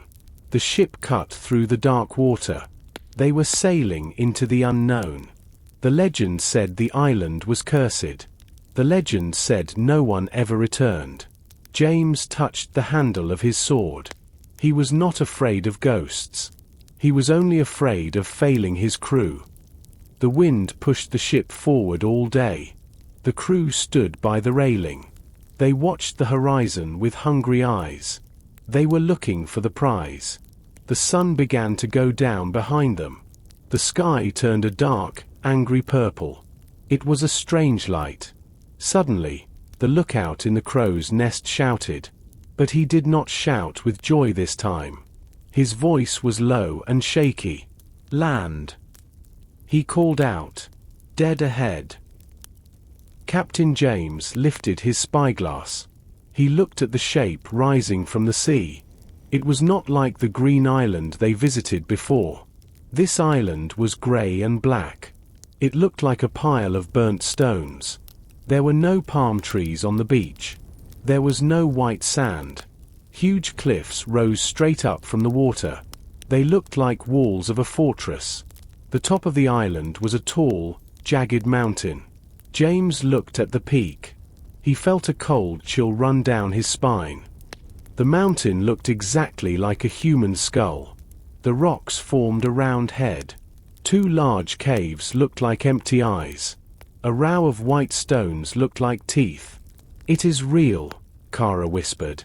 She stood next to James. She stared at the scary mountain. The Skull Rock. Just like the stories. The crew was very quiet. Even the brave sailors felt fear. The island felt evil. There were no birds flying above it. The water around it was dark and still. "Steer to the west," James ordered quietly. "We must go to the left eye." The ship turned slowly. The water here was dangerous. Sharp coral reefs hid just under the surface. They looked like purple shadows in the water. James guided the ship carefully. "Slow down," he yelled. "Watch the depth." The ship moved inch by inch. They passed close to the sharp rocks. The waves crashed loudly against the cliffs. It sounded like a giant heart beating. They sailed around the side of the island. The sun was almost gone. The shadows were long and deep. They saw the left eye clearly now. It was a massive cave opening in the side of the cliff. It was high above the water. A narrow path of stone led up to it from a small rocky beach. "That is the entrance," James said. He pointed to the dark hole. "The treasure is inside that mountain." "Drop the anchor," James commanded. The heavy iron hook fell into the black water. The ship stopped moving. It floated in the shadow of the skull. The air was cold and damp. A thick mist began to crawl down the mountain. It looked like the skull was breathing smoke. "We will go ashore in the morning," James decided. "It is too dangerous to climb in the dark." The men nodded quickly. They did not want to go into that cave at night. They stayed on the deck. They kept their weapons close. They watched the dark cave. And it felt like the dark cave was watching them back. The night passed very slowly. The crew of the Sea Wolf did not sleep well. They heard strange noises coming from the island. Sometimes it sounded like the wind whistling through rocks. Sometimes it sounded like low voices whispering. But when the grey morning light finally came, the island was silent again. The heavy mist still clung to the sharp cliffs. It made the skull shape look even more terrifying. Captain James stood on the deck. He checked his pistol. He checked his sword. He looked ready for war. "We cannot take everyone," James said to Kara. "Someone must stay and guard the ship." Kara nodded. "I will take the first watch on the ship," she offered. But James shook his head. "No," he said firmly. "I need you with me. You are the best fighter I have." He turned to the old gunner. "Bill. Bill, you have the ship," James ordered. "Keep the cannons loaded. If you see black fin sails, fire a warning shot." Bill saluted. "Aye, Captain," he said. "I will keep her safe." James chose 6 strong men to go with them. He chose Ole, the carpenter, because he was strong. He chose Sam because he was fast. And he chose 4 others who were good with a sword. They loaded the small boat with supplies. They took thick ropes, heavy pickaxes, and metal shovels. They also took many torches dipped in tar. The cave would be pitch black inside. They rowed silently to the shore. There was no sand here, only sharp black rocks. The waves smashed against the stone. "Jump!" James shouted as the boat rose on a wave. The men leaped onto the slippery rocks.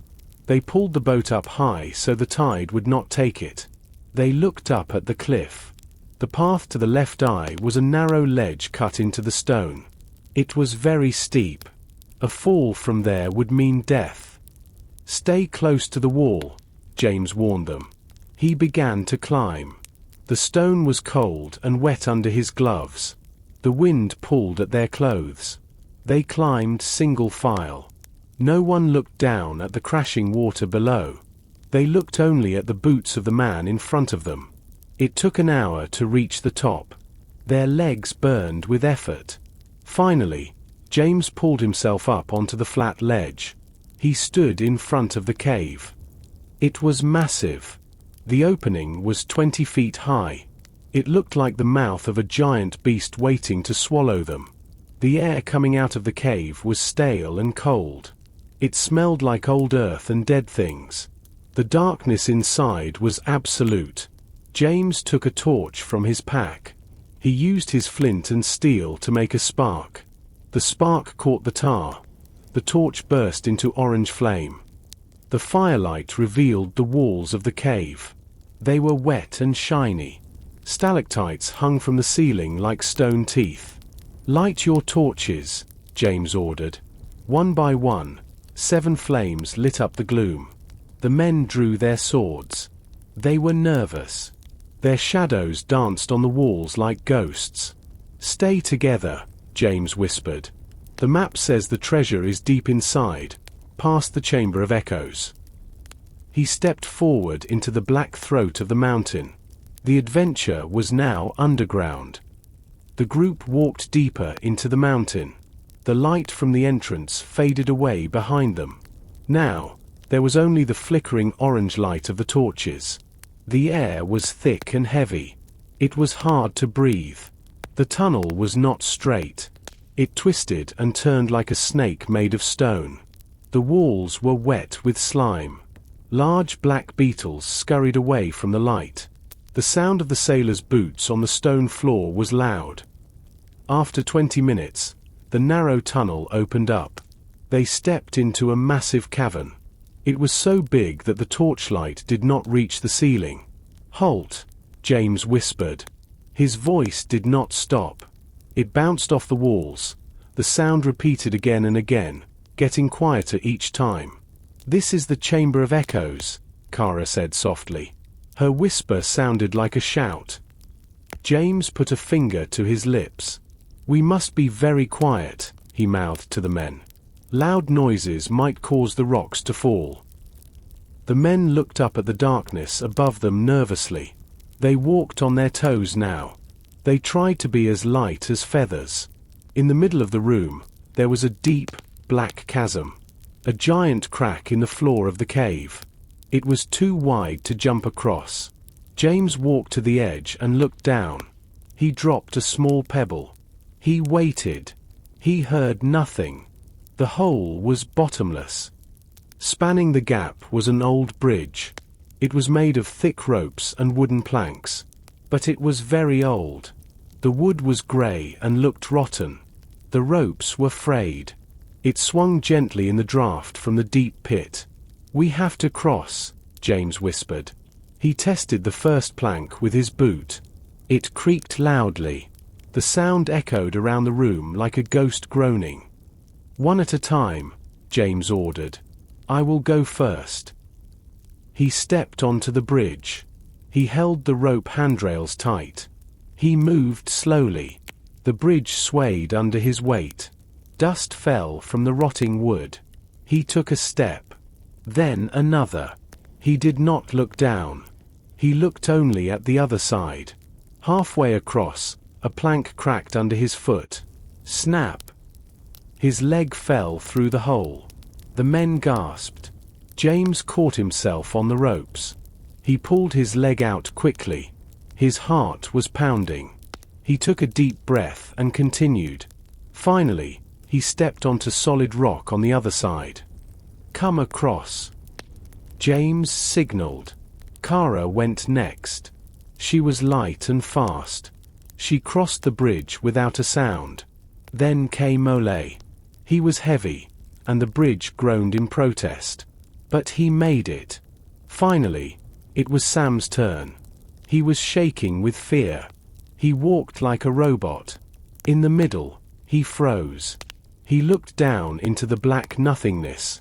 "Do not look down, Sam." Kara whispered loudly.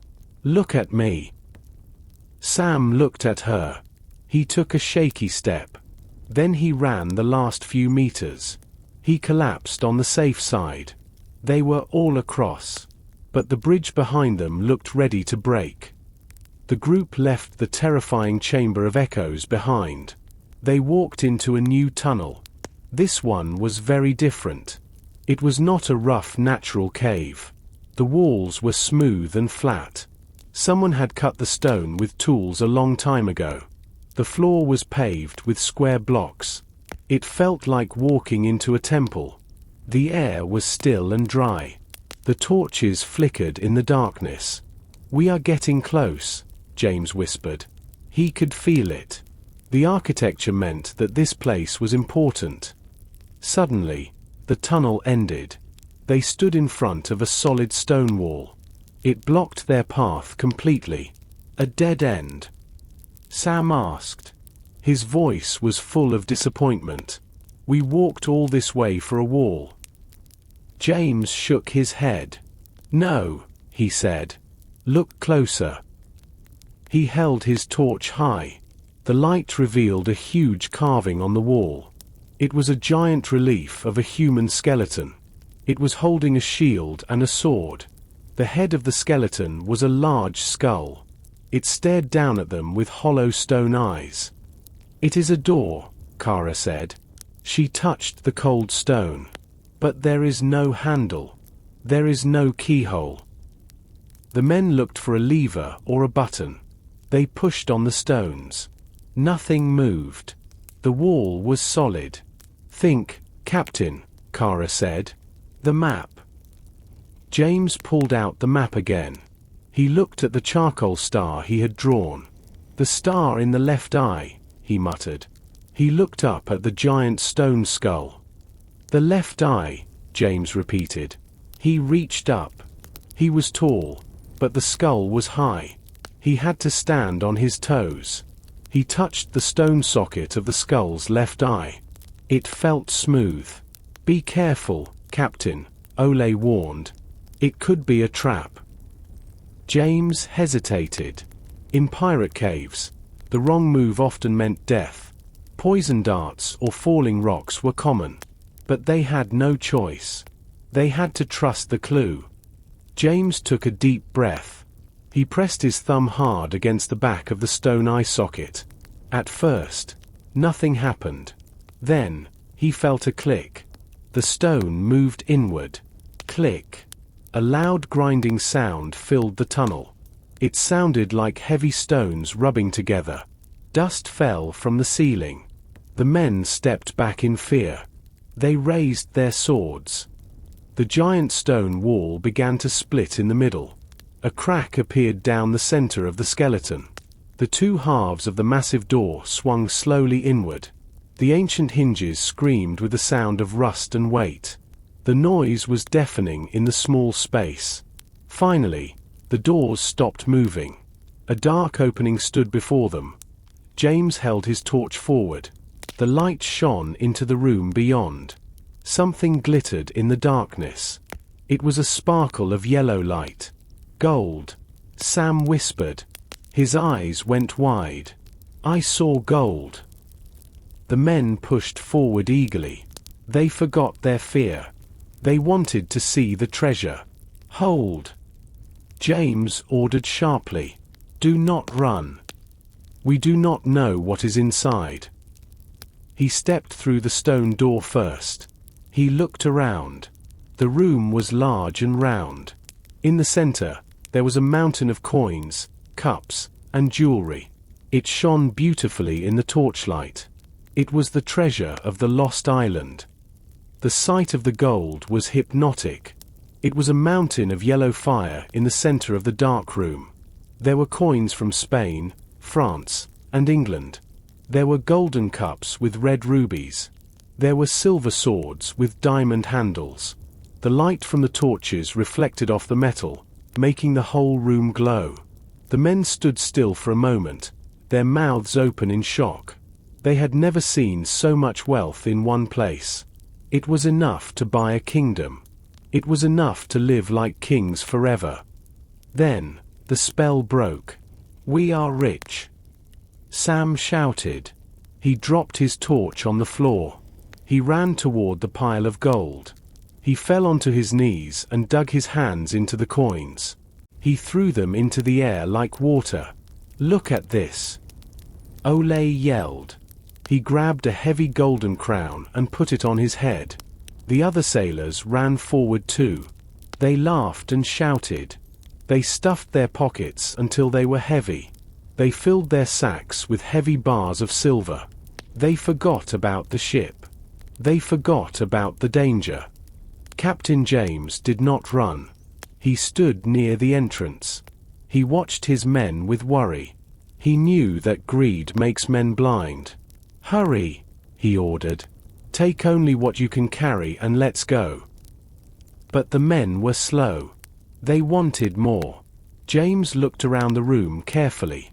He saw something strange. In the center of the gold pile, there was a stone pedestal. On top of it sat a small, black iron chest. It looked simple and ugly compared to the gold. But James knew pirates. The real treasure is always hidden in plain sight. James walked over to the pedestal. He picked up the black iron box. It was very heavy. As soon as he lifted it, he heard a loud click. It came from under the floor. The ground shook violently. Dust fell from the ceiling. The door. Kara screamed. She pointed back at the entrance. The massive stone doors were moving. They were sliding shut, fast. "Leave the gold!" James roared. "Run!" The men looked at the closing door. Then they looked at the gold in their hands. Panic filled their eyes. They dropped the heavy sacks. They dropped the golden statues. They ran for their lives. The gap between the doors was getting smaller every second. "Move! Move!" Kara yelled. She pushed Sam toward the exit. The sound of the grinding stone was deafening. Ole was the closest. He dived through the gap. Sam followed him. Kara slid under the stone door on her back. James was the last. The gap was only 2 feet wide now. He clutched the black iron box to his chest. He threw himself forward. The stone scraped his back. He tumbled out into the hallway just as the doors slammed shut. The sound echoed like thunder.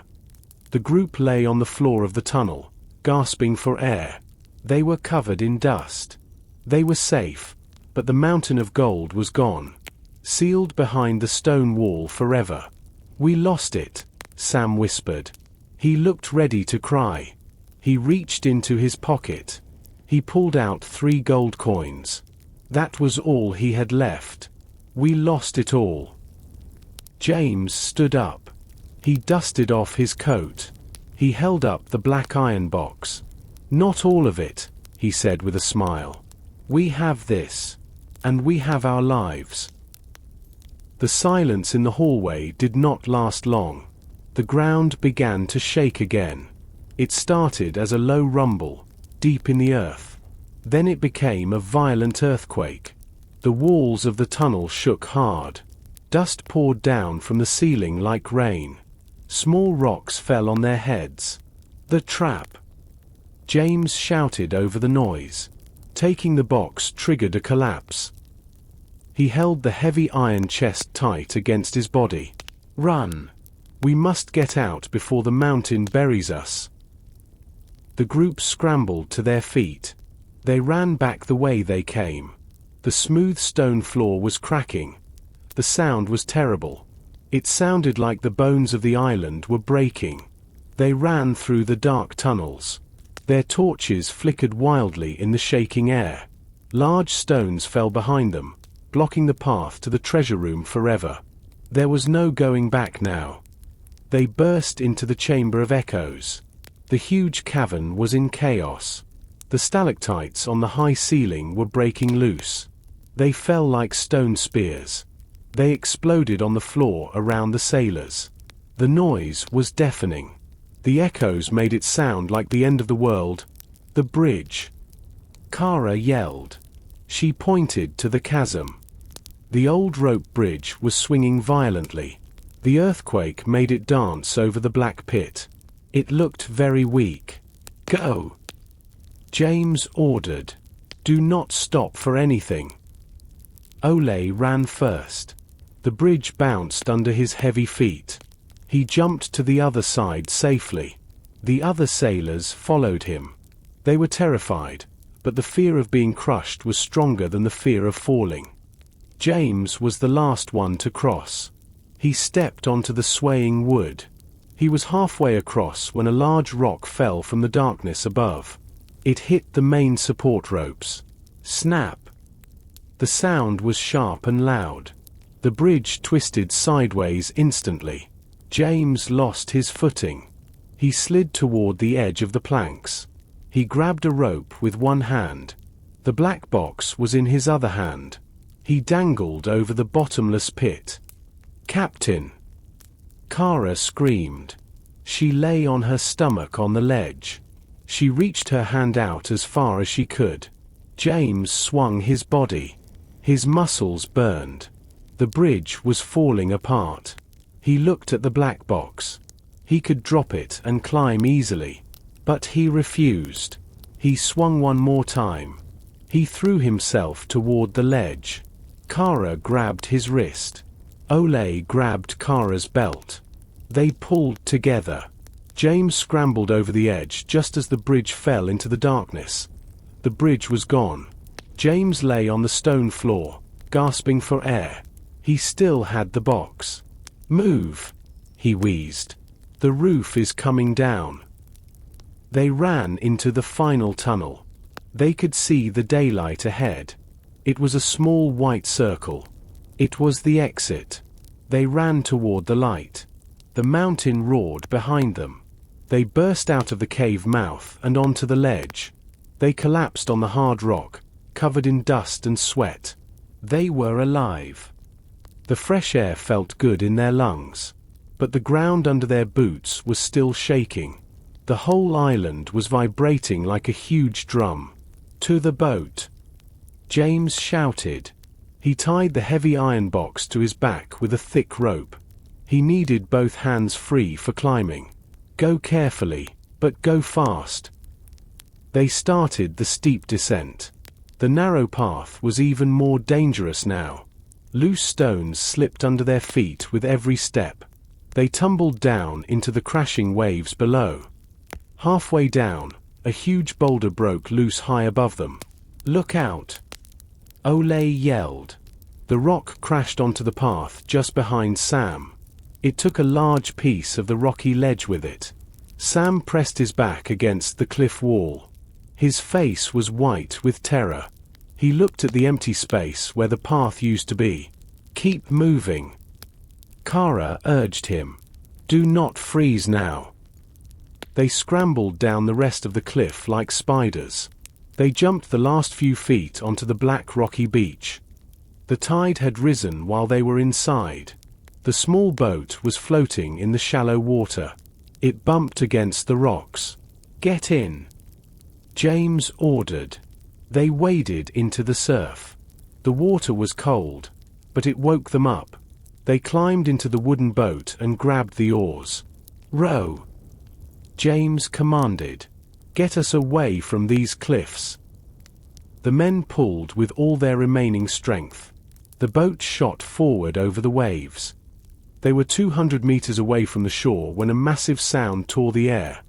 The sound was louder than thunder. They stopped rowing and looked back. The left eye cave collapsed completely. The entire stone skull face crumbled into the sea. A huge wall of water rose up from the impact. The entrance to the treasure room was gone forever. It was buried under tons of solid rock. "It is over," Kara said quietly. She watched the dust cloud settle over the ruins. The island took its gold back. James patted the black iron box on his lap. "Not everything," he said with a tired smile. "We have the prize." They rowed the rest of the way to the Sea Wolf. The crew on board threw down the rope ladder. They cheered when they saw their captain safe. They pulled the small boat up. James climbed onto the deck. He was covered in grey dust and sweat. He placed the black box gently on a barrel.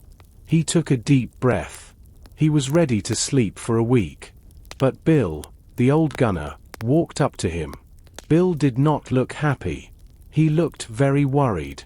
"Captain," Bill said seriously, "we are glad you are back. But we have a problem." James looked up sharply. "What is it?" he asked. Bill pointed a shaking finger toward the open sea. "While you were inside, the mist cleared. Look." James turned around. His heart stopped. There, sitting in the deep water, was a massive shadow. It was the dark shark. Captain Blackfin had not left. He had waited. He knew James would do the dangerous work. He knew James would bring the treasure out. Now, the enemy ship turned its side toward them. The black cannon ports opened. They were trapped against the ruined island. The two ships floated on the dark water. The dark shark was huge and menacing. Its black hull towered over the Sea Wolf. The open ports of its cannons looked like empty black eyes. But inside those eyes, death was waiting. Captain Blackfin stood on the quarterdeck of his ship. He wore his bright red coat. The gold buttons shone in the sunlight. He looked clean, rested, and arrogant. He held a silver trumpet to his lips. "Captain James!" Blackfin shouted. His voice echoed over the waves. "You look terrible, my friend. All covered in dust." Blackfin laughed loudly. His crew laughed with him. It was a cruel, sharp sound. "I see you have a small black box there," Blackfin continued. He pointed his white-gloved hand at the barrel where the iron chest sat. "You have done the hard work for me. You are very kind." James stood tall. He did not look at his dirty clothes. He looked straight at his enemy. "This belongs to us," James shouted back. "We bled for it." Blackfin stopped smiling. His face became cold and hard. "Do not be a fool, James," he yelled. "Look at your ship. Look at your men. You cannot fight me. You have no chance." He leaned over the railing. "Bring the box to me. If you do, I will let you sail away. If you refuse, I will turn your ship into driftwood." The crew of the Sea Wolf looked at James. They were terrified. They knew Blackfin's reputation. He was a liar and a murderer. He never kept his promises. If they gave him the treasure, he would sink them anyway. James knew this too.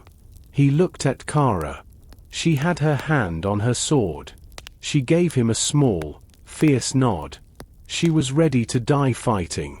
James looked at the water. The collapse of the Skull Mountain had created a thick cloud of grey dust and mist near the shore. The water was churning with falling rocks. It was a death trap, but it was also a shield. "What is your answer?" Blackfin roared. He raised his hand to his gunners. The fuses were lit. Smoke began to rise from the cannons of the Dark Shark. James took a deep breath. He grabbed the wheel. "Here is my answer," he screamed. "Helm hard to port."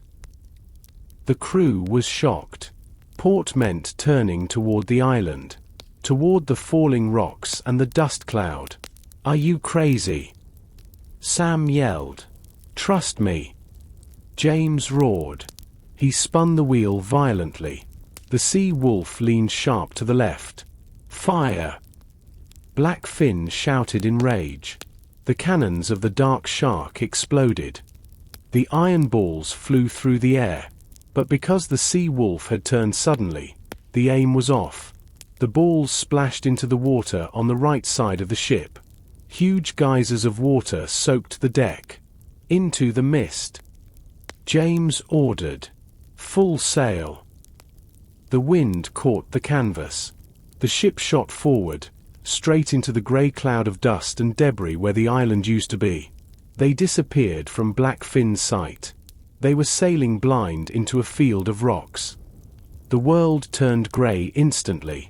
The dust from the collapsed mountain was thick and heavy. It tasted like chalk and sulfur. It coated the sailors' throats and made them cough. The Sea Wolf sailed blindly into the cloud. The sun disappeared. The ocean disappeared. They were floating in a void. The only sounds were the wind in the sails and the terrifying splashes of heavy rocks hitting the water nearby. Every sound was a reminder of the death waiting for them. "Slow down," James ordered. "Lower the mainsail halfway." The ship slowed. Speed was dangerous here. If they hit a rock at full speed, the hull would shatter like glass. James gripped the wheel so hard his knuckles turned white. He closed his eyes. He could not see, so he had to listen. He listened for the sound of waves hitting stone. He listened for the change in the wind. "Kara," he shouted into the fog. "Go to the bow. Be my eyes." Kara ran to the front of the ship. She tied a rope around her waist and leaned out over the water. She peered into the swirling grey mist. "Starboard!" she screamed suddenly. "Hard a starboard!" James spun the wheel right without hesitation. A massive dark shape loomed out of the fog. It was a jagged rock, standing like a spear in the water. The side of the ship scraped against it. The sound was like a scream. Wood splinters flew. But the hull held. They passed it by inches. Behind them, they heard the booming of cannons. Black Finn was firing blindly into the mist. He hoped to hit them by luck. A cannonball whistled high over their masts. It splashed harmlessly into the sea ahead of them. "He cannot see us," Bill said with a grim smile. "He is wasting his powder." But the explosions made the water churn. It made navigating even harder. For an hour, they played a deadly game. Kara shouted commands. Left. Straight. Right. Rock ahead. The crew worked the sails frantically. They were soaked with sweat and grey dust. They looked like statues made of clay. James felt exhausted. His mind was racing. Every decision had to be perfect. One mistake meant sinking. Slowly, the grey air began to thin. The light became brighter. The heavy taste of dust faded. A gust of fresh wind hit their faces. "We are breaking through," Kara yelled. Her voice was full of hope. The ship cut through the last wall of fog. They burst out into the open ocean. The sky was blue. The sun was shining. The water was deep and clear. James looked back. The wall of grey mist stood behind them like a curtain. It hid the ruined island and the rocks. And it hid the dark shark. The enemy ship was too big to follow them through the narrow channels of the reef. Black Finn was trapped on the other side. "We lost him," James whispered. He let go of the wheel and leaned against it. His legs were shaking. The crew cheered wildly. They hugged each other. They wiped the dust from their faces and laughed. They had sailed through the valley of death and come out the other side. The ocean was calm and blue. The terrible grey cloud was far behind them now. It looked like a bad dream on the horizon. The sun was setting, turning the water into liquid gold. The crew of the Sea Wolf gathered on the main deck. They were dirty, tired, and bruised. Their clothes were covered in stone dust. But their eyes were bright. They were all looking at one thing. The black iron box sat on the water barrel in the center of the circle. It looked small and ugly. It was covered in rust and mud. "Is it empty?" Sam asked nervously. He rubbed his hands together. "We left a room full of gold for this old box. If it is empty, I will cry." The other sailors laughed. But they were nervous too. They had risked their lives for this. Captain James stepped forward. He pulled a small knife from his belt. "The lock is rusted shut," he said. "Stand back." He wedged the tip of the knife under the iron lid. He pushed down with his strong hand. The metal groaned. The old lock broke. The lid popped open an inch. The crew leaned forward. They held their breath. James lifted the heavy iron lid slowly. He looked inside. At first, he saw nothing but a piece of dirty velvet cloth. It was old and moth-eaten. "It's just a rag," Ole shouted. Disappointment washed over the crew like a cold wave. James did not speak. He reached into the box. He felt something hard and heavy inside the cloth. He lifted the bundle out. He placed it on the barrel. With gentle fingers, he pulled the dirty fabric away. A beam of sunlight hit the object. Suddenly, a brilliant blue light exploded outward. It blinded them for a second. The men gasped. Sitting on the barrel was a diamond. But it was not a normal diamond. It was the size of a man's fist. It was perfectly round and cut with 1,000 facets. It was the color of the deep ocean. It sparkled with an inner fire. The heart of the ocean. Kara whispered. Her voice was full of awe. I thought it was just a myth. James picked up the stone. It was heavy in his hand. He held it up to the sun. The light passed through it and created rainbows on the deck.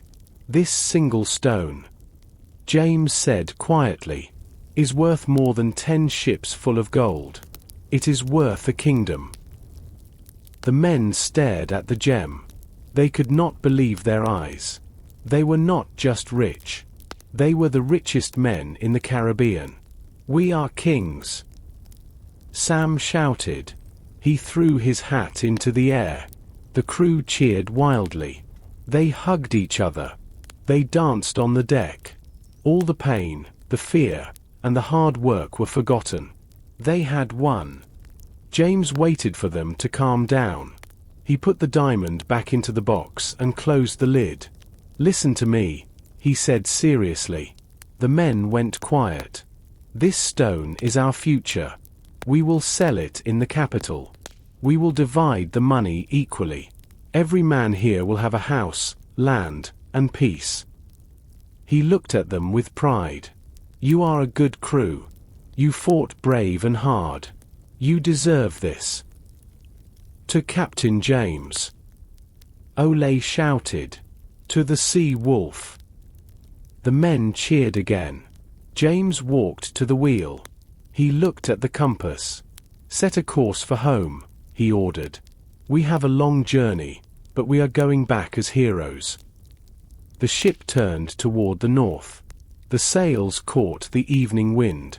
They sailed into the sunset, leaving the cursed island and the angry pirate Blackfin far behind them. The celebration lasted deep into the night. The men sang songs about being kings. They talked about the big houses and fast horses they would buy.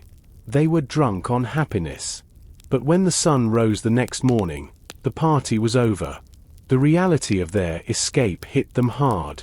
Captain James went down to the dark storage room. He checked the supplies. He kicked an empty barrel. It made a hollow, lonely sound. He remembered the escape from the first island. They had fled from Blackfin in a panic. They had left the heavy water barrels in the small boat to save their lives. James did the math in his head. They had 20 men. They had a 10-day journey to the capital. And they had only 2 barrels of water left. How is it? Kara asked from the doorway. James looked at her grimly. Bad, he said. We are the richest men in the world.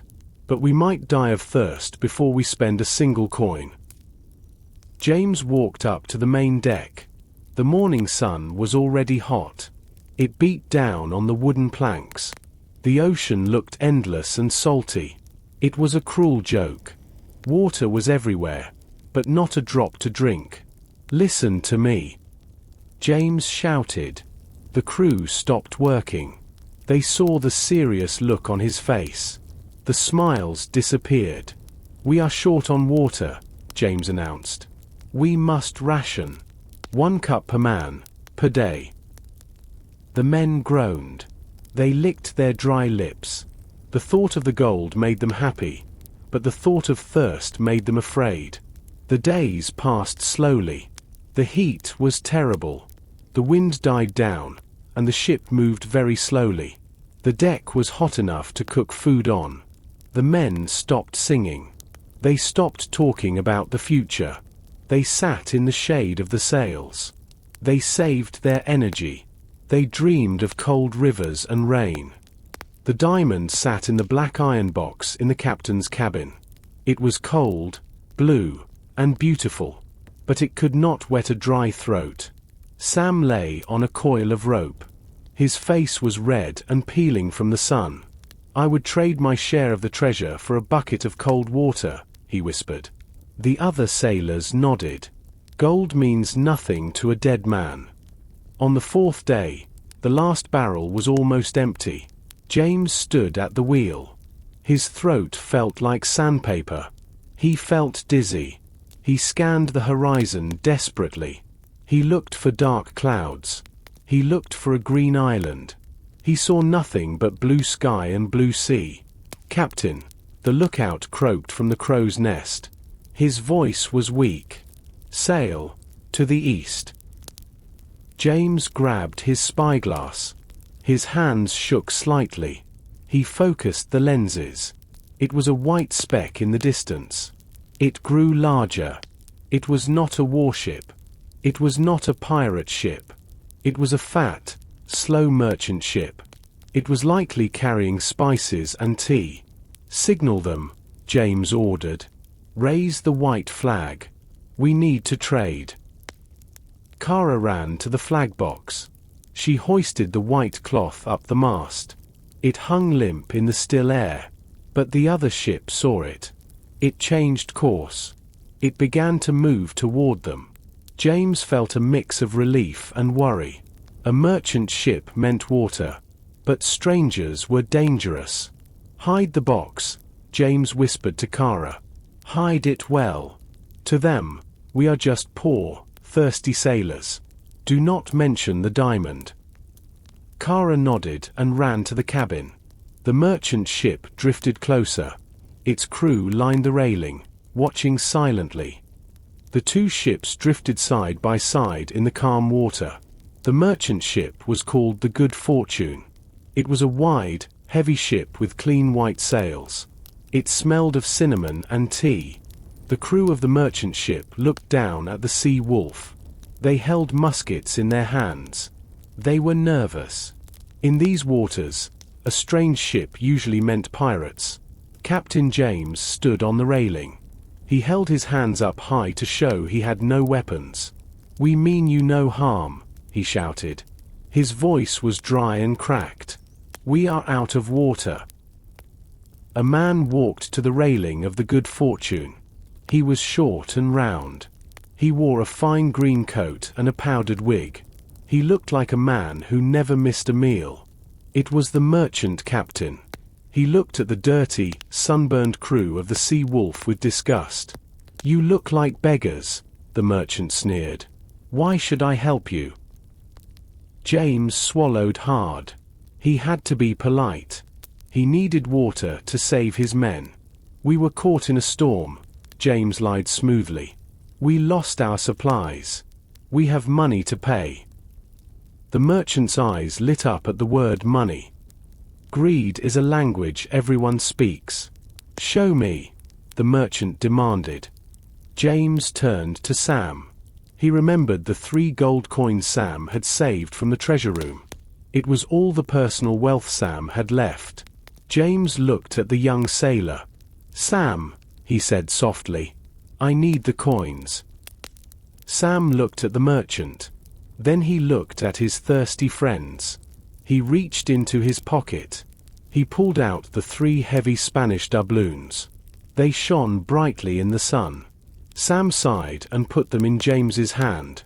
"For the crew," Sam whispered. James held the coins up. "Gold!" he shouted. "Spanish gold for 3 barrels of water." The merchant captain licked his lips. 3 gold coins were worth much more than water. It was a very unfair trade, but James had no choice. "Agreed," the merchant yelled. "Send up a bucket."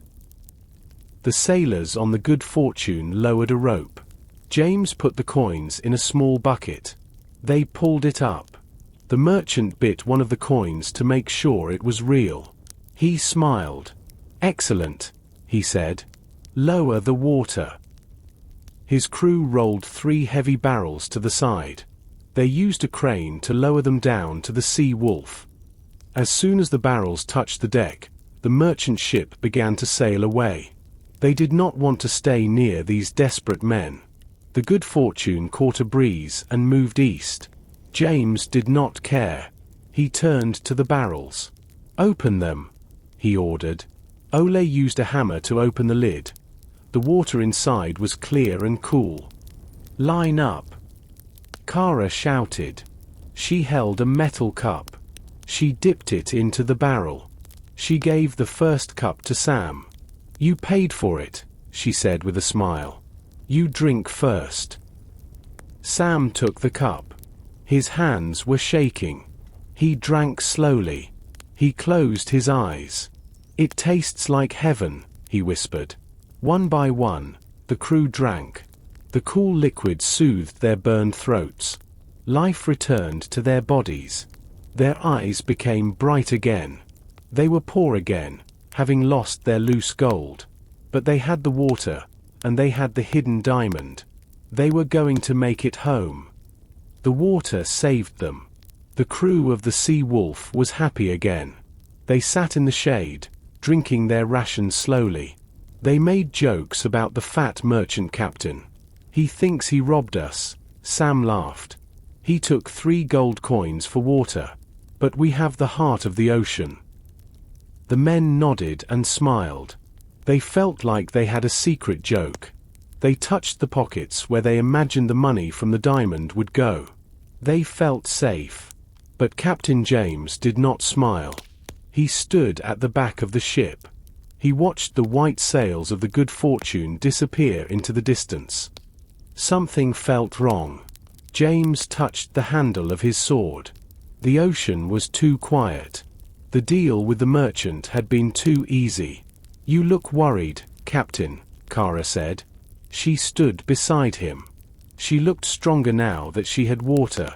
We are alive. We have the prize. What is wrong? James shook his head. I don't know, he admitted. But a wolf does not relax until he is in his den. He looked at the horizon. The sun was beginning to go down. The sky was turning orange. Suddenly, the lookout in the crow's nest shouted, Smoke! Black smoke to the east. James felt a cold stone drop in his stomach. He grabbed his spyglass instantly. He pointed it toward the spot where the merchant ship had gone. At first, he saw only a dark smudge against the sunset. But then, he saw the flames. Bright orange fire was eating the white sails of the Good Fortune. The fat merchant ship was burning. Is it an accident? Kara asked. Her voice was tight. James adjusted the lens of his glass. He looked closer. He saw the burning ship. And then he saw something else next to it. A sharp, black shape. It looked like a shark fin cutting through the water. It was a ship with black sails. No, James whispered.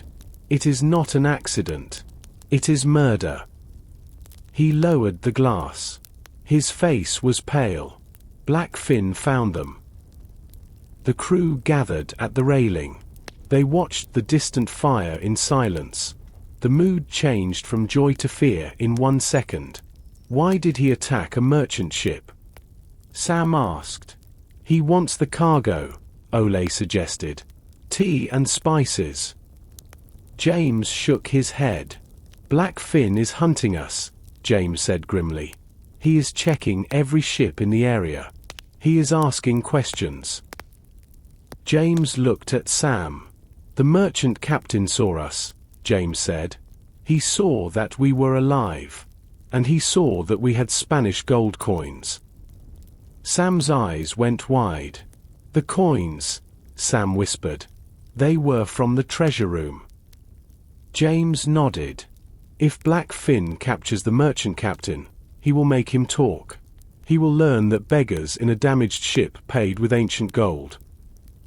He will know we survived the dust cloud, Kara said. He will know we are ahead of him. James looked at the burning ship one last time. The Good Fortune was sinking.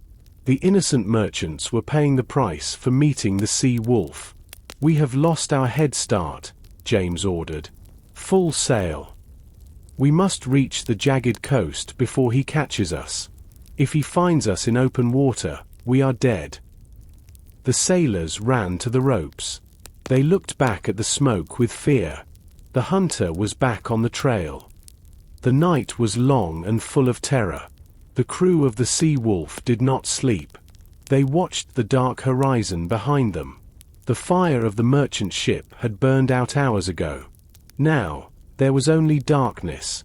But they knew the enemy was there. The Dark Shark was a faster ship. It had more sails and a larger crew. The Sea Wolf was damaged. Her hull was covered in barnacles and seaweed. Her mainsail was a patched piece of canvas. In a straight race, they would lose. "We cannot outrun him," Kara said quietly. She stood next to James at the wheel. The morning sun was beginning to rise. It revealed the grey ocean. And it revealed a black speck on the horizon. It was getting bigger every minute. "He will catch us before noon," Kara added. She checked her pistol. She had only one shot left. James looked ahead. In the distance, the water looked strange. It was churning and white. Sharp black rocks stuck out of the sea like broken teeth. It was a nightmare for sailors. It was a place where hundreds of ships had sunk over the years. "We are not trying to outrun him," James said grimly. "We are going in there." He pointed to the deadly rocks. "The devil's teeth." Sam gasped. He looked terrified. "Captain, that is suicide. No ship comes out of the devil's teeth alive." The other sailors looked at James with wide eyes. The area was a maze of sharp coral and hidden stone. The currents were wild and unpredictable. "It is our only chance," James replied firmly. "The Dark Shark is a big ship. She sits deep in the water. We are smaller. We sit higher. We can go where he cannot." The black ship behind them fired a cannon. The ball fell short, but it was closer than before. Blackfin was closing the gap. Hard to starboard. James yelled. He spun the wheel. The Sea Wolf turned toward the wall of white foam and black rock. The sound of the crashing waves got louder. It sounded like a continuous explosion. "Steady!" James shouted. He looked for the entrance. There was a small gap between two massive rocks. It was barely wide enough for the ship. "If we miss this, we smash the hull," James thought. The wind pushed them forward. The jagged rocks loomed over them. They were 50 feet high and wet with spray. "Now!" James screamed. He adjusted the wheel slightly. Whoosh! The ship shot through the gap. The rocks were so close that the sailors could touch them. Cold spray soaked their faces. The water inside the reef was wild. It pulled the ship left and right. James fought the wheel with all his strength. "Reef the sails," he ordered. "We need to move slow." The men scrambled up the masts. They pulled the canvas up. The ship slowed down. They were inside the maze. They looked back. The Dark Shark had stopped outside the reef. It was too big to fit through the gap. Blackfin stood on his deck. He was shaking his fist. He was furious. But he could not follow them. "We are safe," Sam whispered. He let out a breath. "For now." A loud noise came from the enemy ship. Blackfin was not giving up. He turned his ship sideways. He opened all his cannon ports.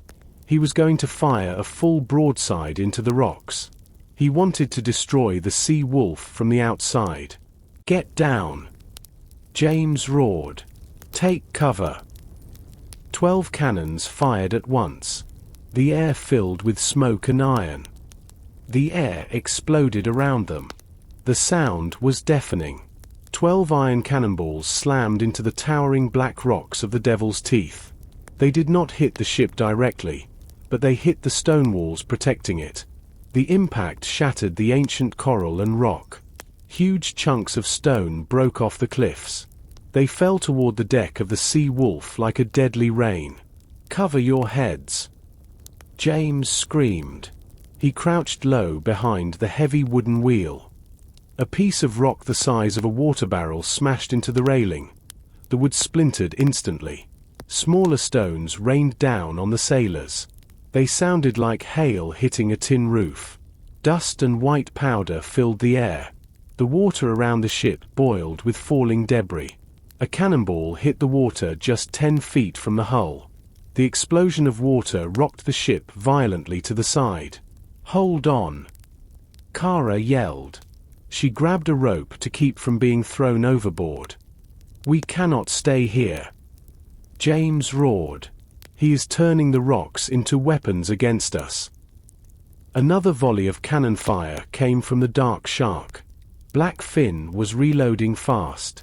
He wanted to bury them under the rubble. James looked frantically through the dust.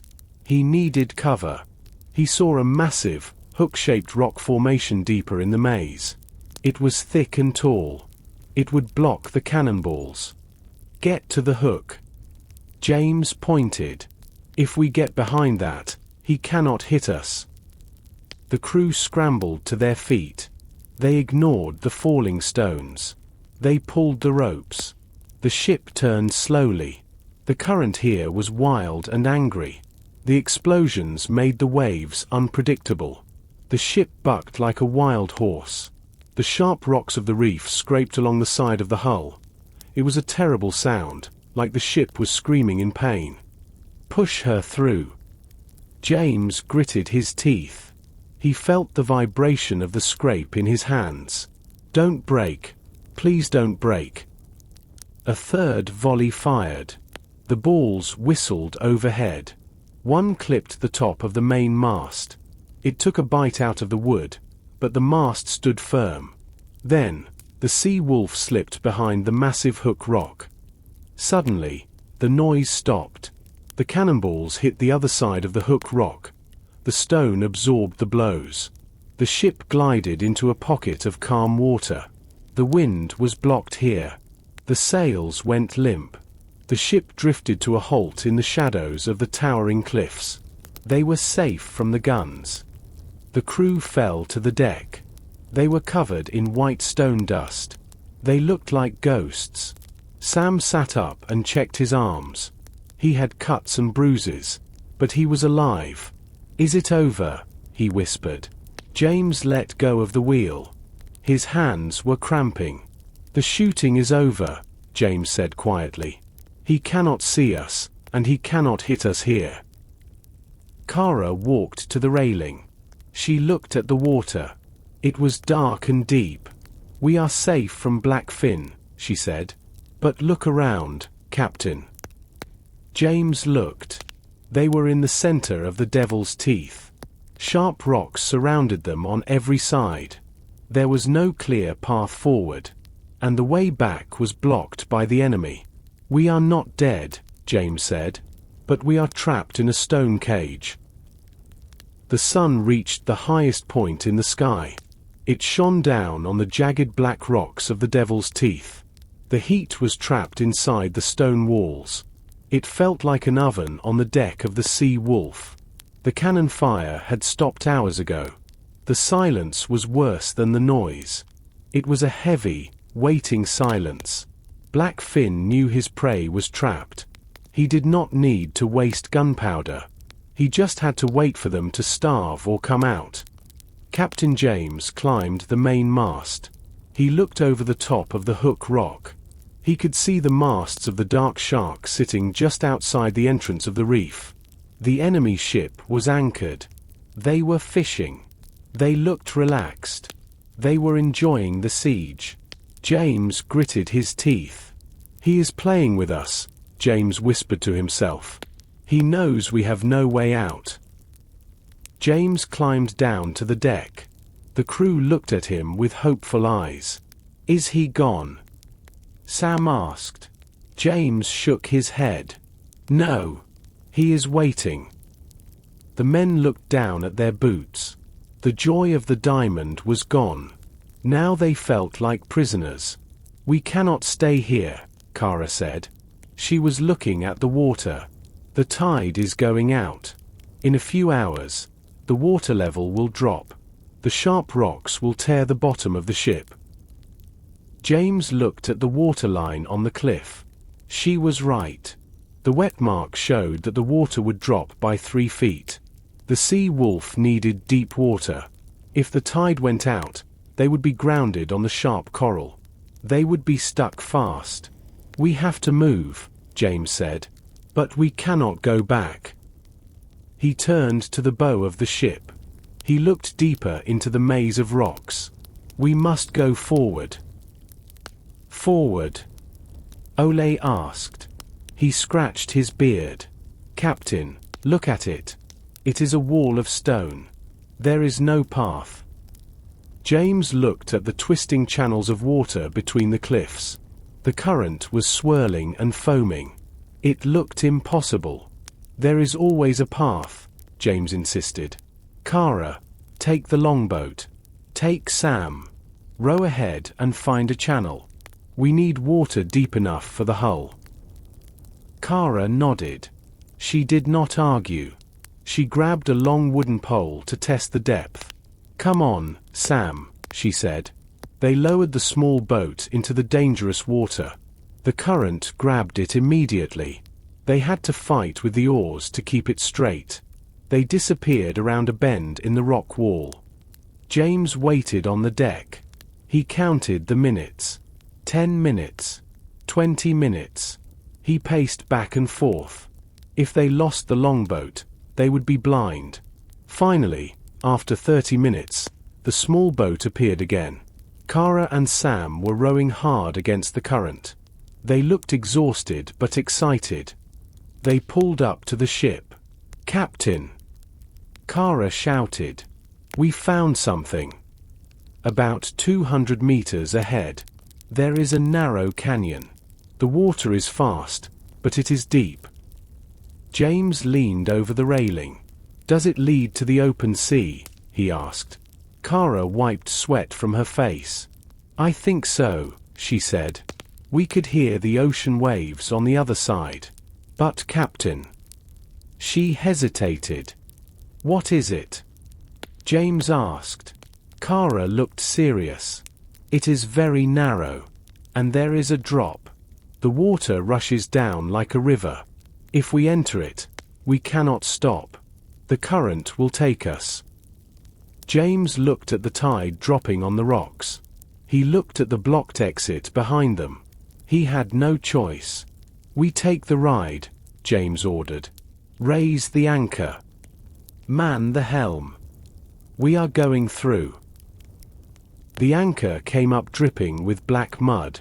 The moment it left the bottom, the ship began to move. It did not need sails. The water grabbed the hull like a giant hand. It pulled the Sea Wolf forward into the dark, twisting canyon. The walls of rock rose 50 feet high on both sides. They blocked out the sun. It was cool and loud inside the channel. The sound of rushing water echoed off the stones. It sounded like a freight train. "Oars in!" James shouted. "Do not let them touch the walls." The sailors pulled the long wooden oars onto the deck quickly. If an oar hit the rock at this speed, it would snap and kill the man holding it. The ship picked up speed. It was moving faster than it ever had with sails. The water was white and foaming. It boiled around the ship. James stood at the wheel with his legs wide apart. He fought the current. The wheel kicked in his hands like a live animal. "Left. Steer left." Kara screamed from the bow. James spun the wheel. The ship leaned dangerously. The wooden side scraped against the mossy rock wall. Sparks flew. But they made the turn. The channel straightened out, but it also got narrower. The walls were closing in. "It is too tight." Sam yelled. He covered his eyes. "We are going to stick." James did not blink. He aimed for the dead center of the white water. "Hold steady." He whispered. The ship shot through the narrowest point. There was less than a foot of space on either side. The sailors held their breath. They popped through like a cork from a bottle. But the ride was not over. "The drop," Kara warned. "Ahead." James looked forward. The water line suddenly disappeared. The river of sea water poured over a ledge. It was a steep slide, dropping 10 feet into a swirling pool below. It looked like a waterfall. Brace yourselves. James roared. Grab something solid. The nose of the ship tipped forward. The stern rose high in the air. For a second, they felt weightless. Then, gravity took over. The ship slid down the chute of water. It crashed into the pool at the bottom. A massive wave of water washed over the bow. It knocked Kara off her feet. It flooded the main deck. The ship groaned under the impact. It dipped deep underwater. The men thought they were sinking. But the old wood held strong. The sea wolf bobbed back up like a duck. It shook off the water. The current here was slower. The ship drifted forward, out of the shadow of the cliffs. The blinding sunlight hit their faces. James blinked and looked around. The rock walls were gone. They were floating in the open blue ocean. The water was calm and wide. They turned to look back. The Devil's Teeth looked like a solid wall of black stone from this side. There was no sign of the channel they had just exited. It was hidden perfectly. And more importantly, the horizon was empty. The dark shark was still on the other side of the reef, miles away. Black Fin was staring at an empty trap. We did it, Ole laughed. He was soaked to the bone, but he was happy. We flushed ourselves out like a dead fish. The crew cheered weakly. They were too tired to celebrate loud. James leaned against the wheel. He was shaking from the adrenaline. Check the hull, he ordered quietly. See if we are leaking. Ole ran below deck. A minute later he returned. She is weeping a little in the front, he reported. But nothing the pumps cannot handle. She is tough, Captain. James nodded. He looked north. The way home was open. Put up the sails, James said. Let's put some ocean between us and this place. As the white canvas rose, James felt a strange feeling. They had the diamond. They had escaped. But he knew Black Fin would not stop. The chase was not over. It was just beginning. The sea wolf limped northward. The damage from the Devil's Teeth was not fatal, but it was serious. The wooden planks at the front of the ship were cracked. Water seeped in slowly but constantly. Ole and his team worked day and night. They used tar and canvas to patch the holes. The sound of hammers echoed over the empty ocean. It was the heartbeat of the ship, keeping them alive. Captain James stood in his cabin. The black iron box sat on his desk. He did not open it. He knew what was inside. The blue fire of the diamond. But right now, the diamond felt like a heavy stone around his neck. He looked at the large map of the Caribbean nailed to the wall.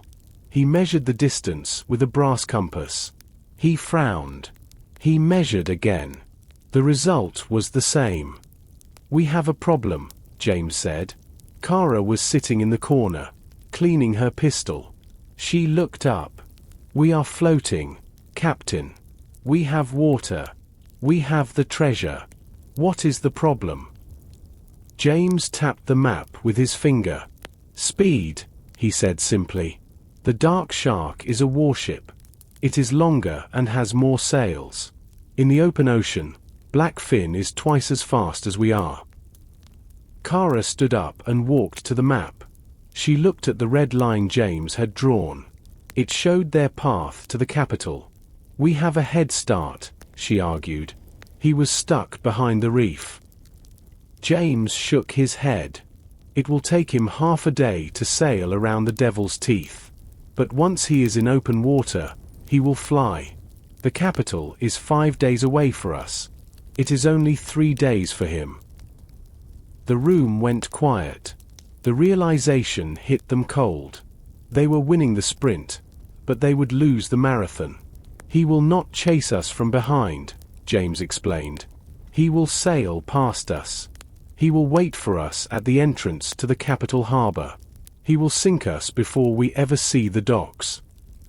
Kara slammed her hand on the table. So we are just delivering the diamond to him? She asked angrily. No, James said. His eyes narrowed. We change the game. We do not go to the main harbor. He moved his finger on the map. He pointed to a jagged piece of coastline 50 miles south of the capital. Here. Smuggler's Cove. Kara looked at the spot.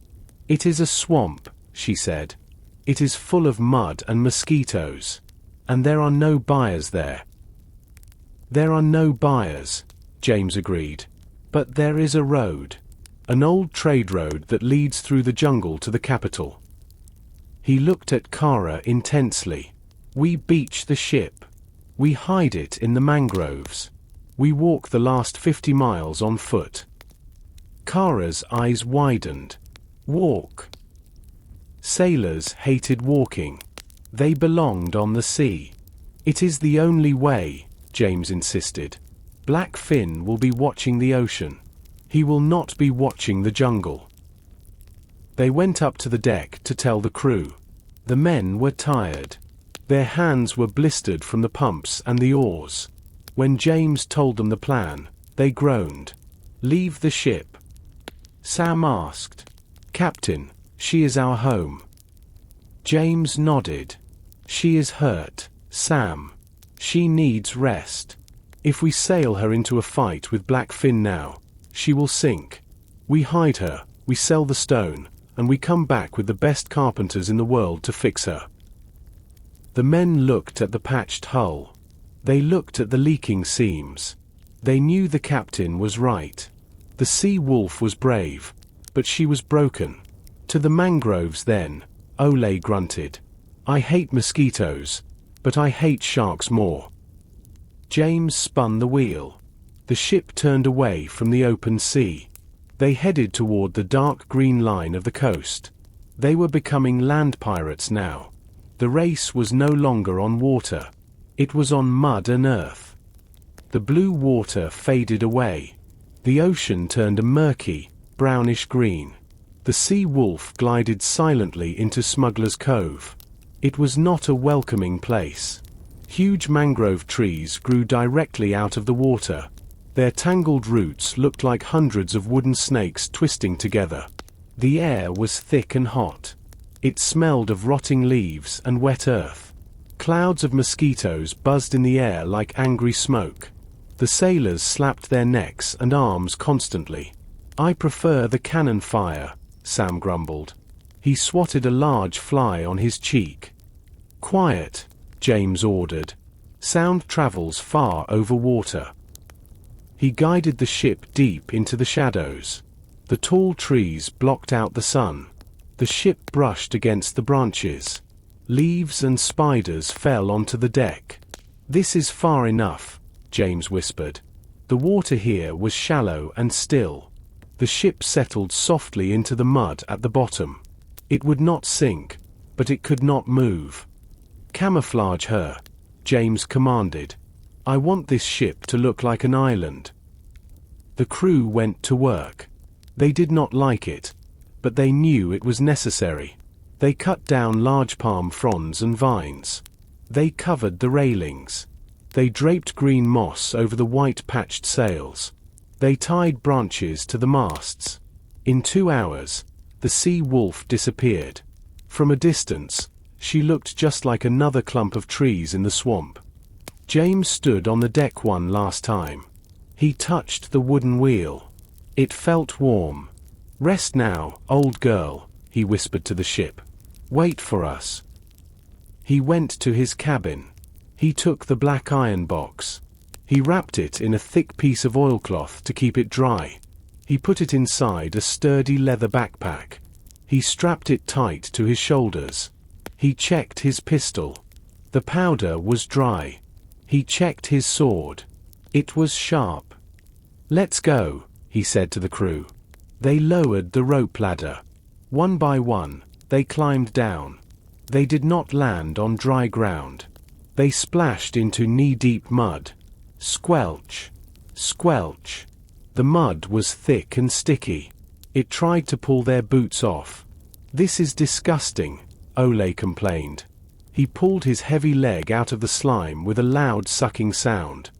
"Stay in a single line," James ordered. "Do not touch the bright frogs. Do not touch the red vines. Everything in this jungle wants to kill you." Kara took the lead with a machete. Whack! Whack! She cut a path through the thick undergrowth.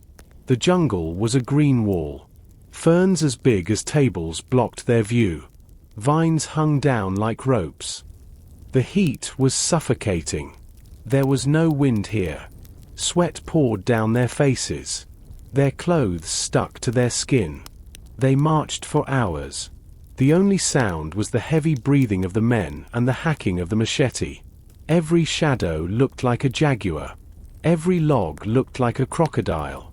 They were sailors, masters of the sea. But here, in the green maze, they were clumsy and slow. Suddenly, Kara stopped. She held up her hand. The line of men froze. James walked forward quietly. "What is it?" he whispered. Kara pointed to the ground. In the soft mud, there was a footprint. It was deep and fresh. But it was not a boot print. It was a bare foot. And it was huge. "We are not alone," Kara said softly. "Someone is watching us." James looked into the dense trees. The jungle was silent. Too silent. The jungle went dead silent. The insects stopped buzzing. The birds stopped calling. It was as if the forest was holding its breath. "Circle up," James hissed. The sailors moved quickly. They stood in a tight circle, facing outward. They held their swords and pistols ready. Their eyes darted around the green walls of leaves. They saw nothing, but they could feel eyes burning into them. The heat seemed to get heavier. Thwack! A wooden arrow hit the trunk of a tree right next to Sam's head. It vibrated with force. Sam yelped and ducked. "Hold fire!" James ordered loudly. "Do not shoot unless I say so." He knew that if they fired blindly into the trees, they would be slaughtered. They were in someone else's house now. Slowly, the jungle revealed its secret. It looked like the mud itself was standing up. Figures rose from the swamp water. Figures dropped silently from the branches above. They were men, but they were covered from head to toe in green and brown clay. They blended perfectly with the vines and roots. There were 20 of them. They held long spears and bows. They did not make a sound. They just stared with white eyes in muddy faces. The circle of sailors was completely surrounded. "Easy," James whispered to his terrified crew. "Lower your weapons, slightly." He stepped forward. He showed his empty hands. He looked at the spot where the giant footprint was found. A movement in the ferns caught his eye. A massive man stepped out. He was a tower of muscle, painted with black stripes. He held a heavy club made of ironwood. The giant looked at James. He looked at the miserable, muddy sailors. He did not look impressed. "You are loud," the giant said. His voice was deep like rolling thunder. He spoke the language of the islands, but with a thick accent. "You walk like wounded buffalo. You scare the game." James bowed his head slightly, a sign of respect. "We apologize," James said calm. "We are not hunters. We are sailors. We lost our way." The giant laughed. It was a dry, harsh sound. Sailors belong on the water. Sailors who come into the swamp usually come to steal people, or bury things. He stepped closer. He poked James's chest with his club. "Are you slavers? Or are you burying gold?" James looked the man in the eye. He knew he had to be careful. If he said gold, they would be killed for it. If he said slavers, they would be killed for justice. "Neither," James said firm. "We are running. We are being hunted by a black ship."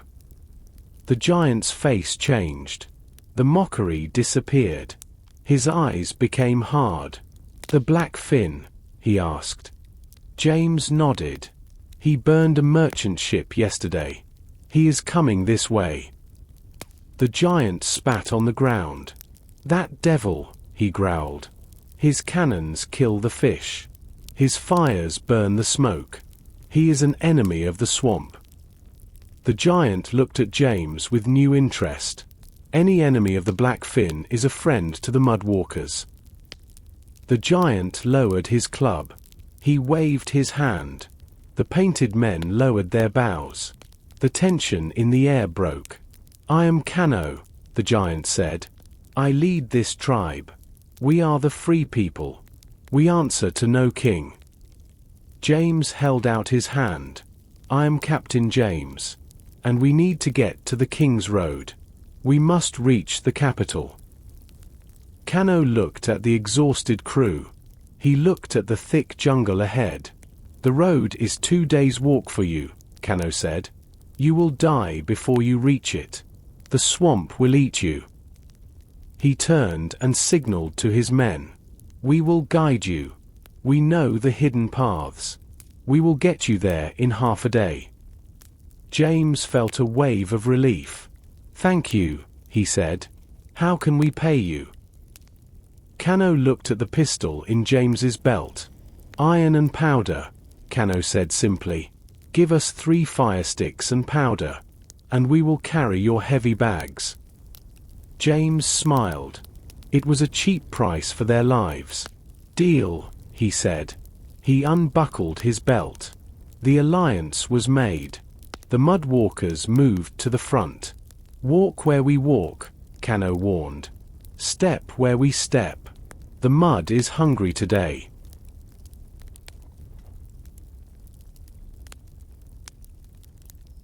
The journey through the swamp was a nightmare for the sailors.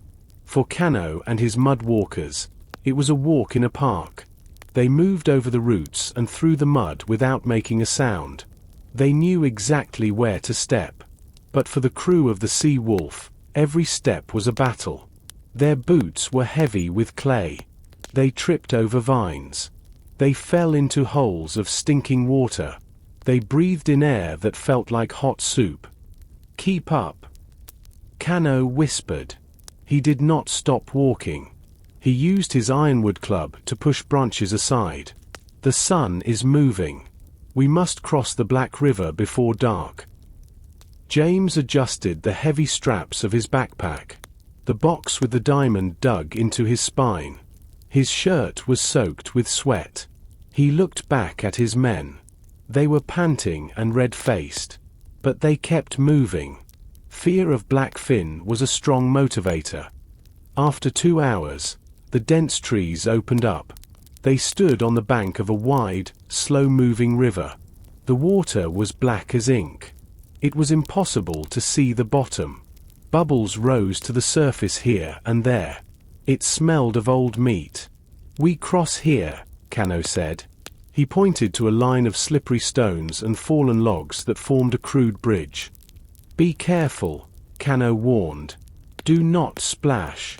The swamp dragon sleeps here. Sam looked at the water nervously. Dragon, he squeaked. You mean a lizard? Cano looked at him with serious eyes. I mean a monster. Silent steps, or you die. Cano went first. He stepped lightly onto a mossy stone. He balanced perfectly. He looked back and signaled James to follow. James took a deep breath. He stepped onto the stone. It was slick with slime. He waved his arms to keep his balance. He made it to the next log. The crew followed one by one. They were halfway across when it happened. Ole, the heavy carpenter, stepped onto a rotting log. The wood gave way under his weight. His leg plunged into the black water. The sound echoed loudly in the quiet swamp. Freeze!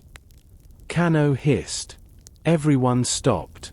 They looked at the water around Ole's leg. Ripples spread out across the black surface. Suddenly, the water 10 feet away exploded. A massive shape launched itself into the air.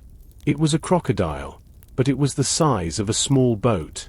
Its scales were dark green and thick like armor. Its jaws were open, revealing rows of yellow teeth the size of daggers. It lunged straight for Olay. "Move!" James screamed. He drew his pistol. He fired a shot at the beast's head. The bullet sparked off the thick skull like it hit a rock. The beast roared. It whipped its massive tail. The tail hit the log bridge. The wood shattered. Olay fell backward into the water. The beast turned toward him. Kano did not run away. He roared a war cry. He jumped from his stone onto the back of the monster. He raised his heavy ironwood club.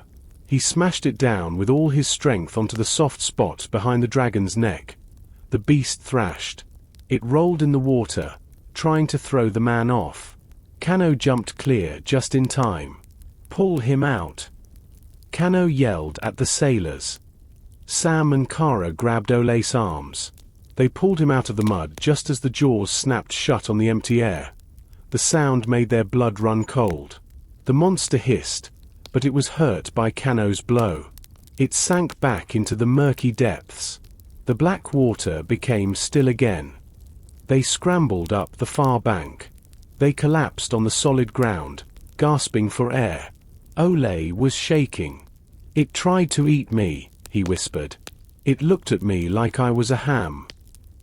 James reloaded his pistol with shaking hands. "Thank you," he said to Kano. "You saved him."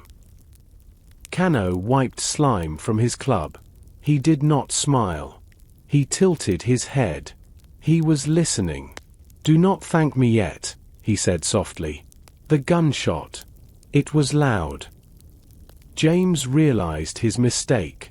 In the silence of the swamp, the pistol shot was like a flare. From far behind them, back toward the coast, a sound drifted through the trees. It was the sound of distant muskets. Birds flew up into the sky in a panic.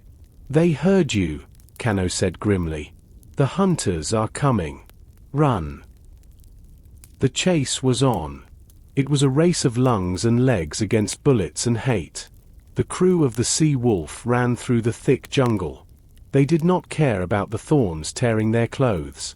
They did not care about the mud sucking at their boots. They only cared about the shouting voices behind them. The pirates from the Dark Shark were fast.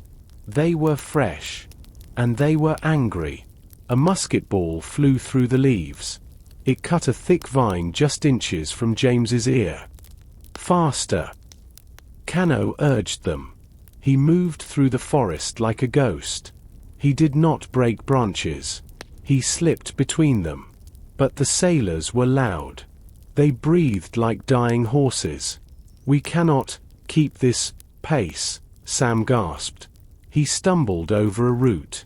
Kara grabbed his collar and yanked him up. "You can sleep when you are dead," she yelled. "Run!" The jungle began to change. The ground became harder. The trees became thinner. The air smelled less like rotting mud and more like dust and sun. "We are close," Kano said. "The edge of the world is ahead." By world, he meant the jungle. To the mudwalkers, the stone roads and stone cities were a different planet. Suddenly, a group of 5 pirates burst through the bushes to their left. They had taken a shortcut. They were led by a man with a scar across his nose. He raised his pistol. "There they are," he screamed. "Kill them." James spun around. He did not have time to aim. He fired from the hip. The pirate with the scar fell back, clutching his shoulder. "Take cover!" James roared. The sailors dove behind thick mahogany trees. A volley of shots shredded the bark. Splinters flew like shrapnel. They were pinned down. The main group of pursuers was catching up. They could hear the heavy boots crashing through the ferns. "We are trapped," Olay shouted. He held his hammer tight. Kano looked at the pirates. Then he looked at his painted warriors. He nodded once. The mud walkers disappeared. They melted into the shadows.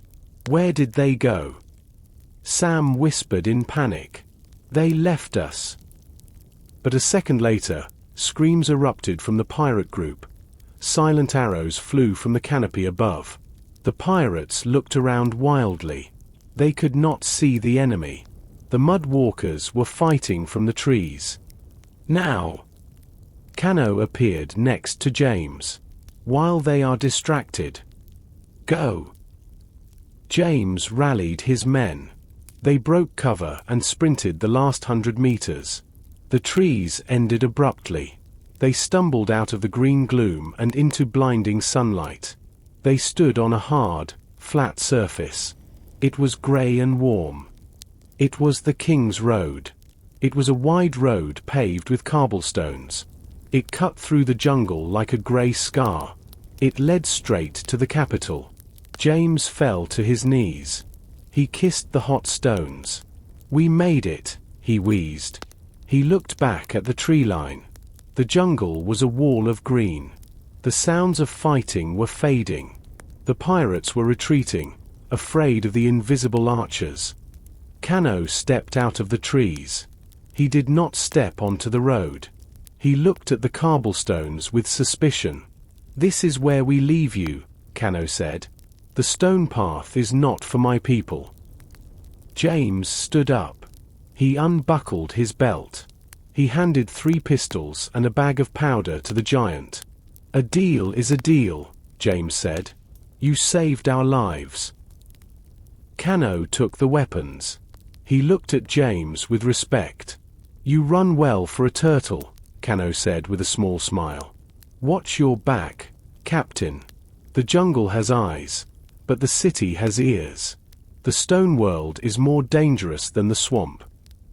With that, Cano turned and vanished back into the green wall. The leaves settled. He was gone. The crew stood alone on the open road. They were covered in mud, blood, and sweat. They looked like monsters, but they were free of the swamp. James looked south. The road was empty. He looked north. In the distance, he saw a cloud of dust. A carriage was coming. Hide the weapons, James ordered. Look like travelers. We need a ride. The carriage rumbled closer. It was a magnificent vehicle. It was painted a bright, shiny blue with gold trim. 4 white horses pulled it. The driver wore a clean blue uniform and a tricorn hat. He saw the group of muddy, ragged men standing on the road. He pulled hard on the reins. Whoa! He shouted. The horses skidded to a stop, kicking up dust.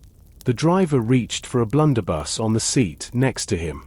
His hands were shaking. Stand back, he yelled. I am armed. Captain James stepped forward slowly. He held his hands open to show he held no weapon. He tried to stand tall, despite the mud caked on his clothes. We are not bandits, James said. His voice was calm and commanding. We are sailors, survivors of a shipwreck. We need passage to the capital. A small window on the side of the carriage slid open. A face appeared. It was a man with a powdered white wig and a lace handkerchief held over his nose. He looked at James with a mixture of fear and disgust. Sailors, the man squeaked. You look like swamp demons. Be off with you, or I shall call the King's Guard. James recognized the type immediately. A minor noble, rich, arrogant, but cowardly. James bowed low, ignoring the squelch of his muddy boots. My lord, James said smoothly, we may look like demons, but we are the finest fighters in the Caribbean. The road ahead is dangerous. There are pirates in the jungle. We just fought them off. The noble's eyes went wide. Pirates? Here? Yes, James lied effortlessly, but if you allow us to accompany you, we will act as your personal guard. No bandit would dare attack a carriage protected by 20 armed men. The noble looked at the thick muscles of Olay. He looked at the pistols in the sailors' belts. He did the math. A personal guard. The noble muttered. He liked the sound of that. It made him feel important. Very well, the noble said. He opened the door. You, he pointed at James, and the woman may ride inside. The rest must walk alongside. And do not touch the velvet cushions.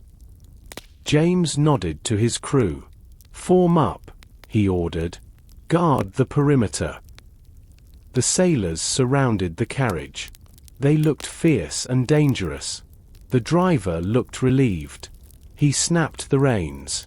The carriage began to roll toward the city. Inside, the air was cool and smelled of lavender. James sat opposite the noble. Kara sat next to James. They were careful not to lean back against the expensive blue seats. I am Lord Valerus, the man said. He fanned himself with his handkerchief. I am a close friend of the king, you know. James nodded politely. An honor, my lord. I am Captain James. You are lucky to find me, Valerus prattled on. The times are dark, Captain. The capital is in a panic. James felt a prickle of worry. Panic? Why? Valerus leaned in, lowering his voice. The harbor. It is closed. A terrible black ship has anchored just outside the main channel. It attacks anyone who tries to leave or enter. They call him Black Finn. James exchanged a look with Kara. Her face was grim. Black Finn was not just chasing them. He was holding the entire city hostage. He demands a toll from every ship, Valerus whispered. The merchants are losing money. The king is furious, but our navy is too slow to catch him. James touched the leather bag on his lap. The black box was inside. Does the king know what Black Finn wants? James asked. Gold, I suppose, Valerus shrugged. Pirates always want gold. He looked at James's bag. And what brings a shipwrecked captain to the capital in such a hurry? James smiled a tight, secret smile. I have something that might solve the king's money problems, and perhaps get rid of his pirate problem too. The carriage crested a hill. Below them lay the capital. It was a massive sprawling city of white stone buildings and red tile roofs. A huge wall surrounded it. In the center, the royal palace sat on a hill, its golden domes shining in the sun. But beyond the city, in the blue water of the harbor, James saw a tiny black shape. It was the dark shark. It was waiting like a wolf at the door. We are here, Valerus announced. The carriage rolled toward the massive iron gates. The city guards saw the fancy carriage and the 20 muddy bodyguards. They looked confused. Open the gate. Valerus shouted from the window. These men are under my protection. The heavy gates groaned open. The carriage rolled onto the cobblestone streets of the city. The noise of the market, the smell of spices, and the shouting of people filled the air. They were inside. They had reached the market of the world. Now, they just had to sell the most expensive stone in history without getting their throats cut. The carriage stopped in the main market square. It was chaos. Merchants were shouting, chickens were running loose, and the smell of roasted meat filled the air. For the starving crew of the Sea Wolf, it smelled better than perfume. Lord Valerus opened the door. This is as far as I go, he sniffed. I must attend a dinner at the palace. Do try not to get arrested. He threw a silver coin at James. For your trouble. James caught the coin. He did not smile. Safe travels, my lord, he said dryly. The crew stepped back. The blue carriage rolled away, disappearing into the crowd. They were alone in the heart of the capital. People stared at them. They looked wild. Their clothes were torn and stiff with dried swamp mud. They looked like beggars, but they walked like soldiers. Food. Ole grunted. I need a whole cow. First, we hide, James said. Then we eat. He led them away from the rich center of the city. They walked down narrow, twisting alleys. The buildings here were tall and leaned over the street, blocking out the sun. Laundry hung from lines like flags. Rats scurried in the gutters. James knew this part of town. It was the Shadow District. It was where sailors, thieves, and smugglers lived. They stopped in front of a crooked building with a sign that showed a broken barrel. "The broken barrel," James said. "The owner owes me a favor." He pushed the heavy wooden door open. The tavern was dark and smoky. It smelled of old beer and sawdust. The noise died down as the 20 muddy men walked in. The patrons, mostly rough sailors and dock workers, stared at them. A large man with a bald head and an eye patch stood behind the bar. He squinted at James. Then his one good eye went wide. "James," he roared. "I thought you were dead." It was Barnaby, the innkeeper. James walked to the bar. "Not dead yet, Barnaby. Just dirty." He placed the silver coin from Valeru's on the counter. "We need rooms. We need hot water. And we need food." Barnaby grinned. He swept the coin into his pocket. "For you, Captain. Anything." An hour later, the crew was unrecognizable. They had scrubbed the mud from their skin. They had trimmed their beards. Barnaby provided piles of second-hand clothes. They were simple wool and linen, but they were clean. They gathered in a large private room at the back of the inn. A feast was spread on the table. Roast chicken, bread, cheese, and jugs of ale. The men ate like wolves. They did not speak. They just filled their empty stomachs. James sat at the head of the table. He did not eat much. The black leather bag was at his feet. He watched the door. "We are clean," Kara said, wiping grease from her lip. "We are fed. Now, how do we sell the stone?" The room went quiet. The men looked at James. They trusted him to turn the rock into gold. James lifted the heavy bag onto the table. "We cannot walk into a jewelry shop," he explained quietly. "If we show this diamond to a normal merchant, he will call the guards. He will think we stole it from the king. Or he will try to kill us for it." Sam looked worried. "So who buys a diamond that big?" "Only 2 people," James said. "The king himself, or the collector." The crew whispered the name. The collector was a legend in the underworld. A shadowy figure who bought rare and illegal items. No one knew his real name. No one knew where he lived. "The king will just take it and hang us for piracy," James continued. "So we must find the collector." "How?"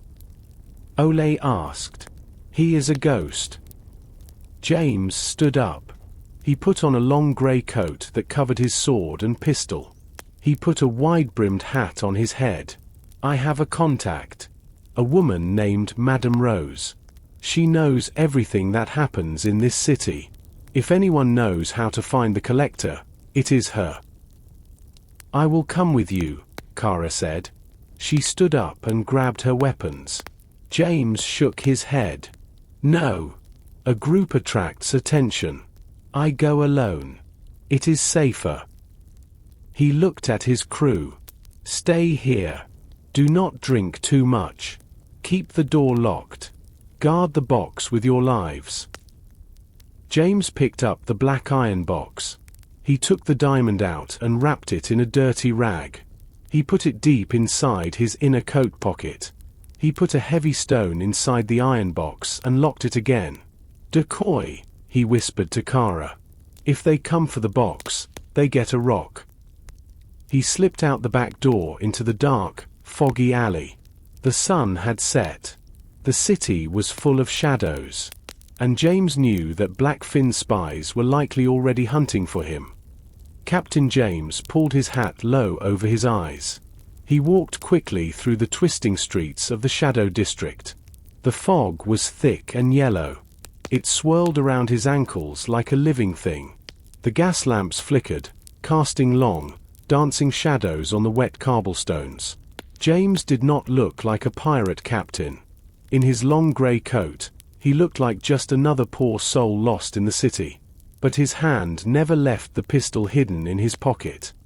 He stopped at a corner. He pretended to tie his bootlace. He glanced back under his arm. The street behind him was empty, but the hair on the back of his neck was standing up. He felt eyes on him. Is it the city watch? He wondered. Or is it Blackfin's spies? He waited for a minute. Nothing moved. He stood up and turned left, ducking into a narrow alleyway that smelled of old fish and damp stone. He reached a tall, narrow building at the end of a dead-end street. A single red lantern hung above the black door. It did not look like a place of business. It looked like a private home. James knocked 3 times. A small metal grate in the door slid open. A pair of dark eyes looked out. "The tide is coming in," James whispered the code. "But the fish are sleeping." The eyes narrowed. The grate slammed shut. A moment later, the heavy bolts slid back. The door opened. A massive man in a tuxedo stood there. He stepped aside to let James in. Inside, the world changed. The smell of fish and fog disappeared. The air was warm and smelled of expensive perfume and pipe tobacco. The walls were covered in red velvet.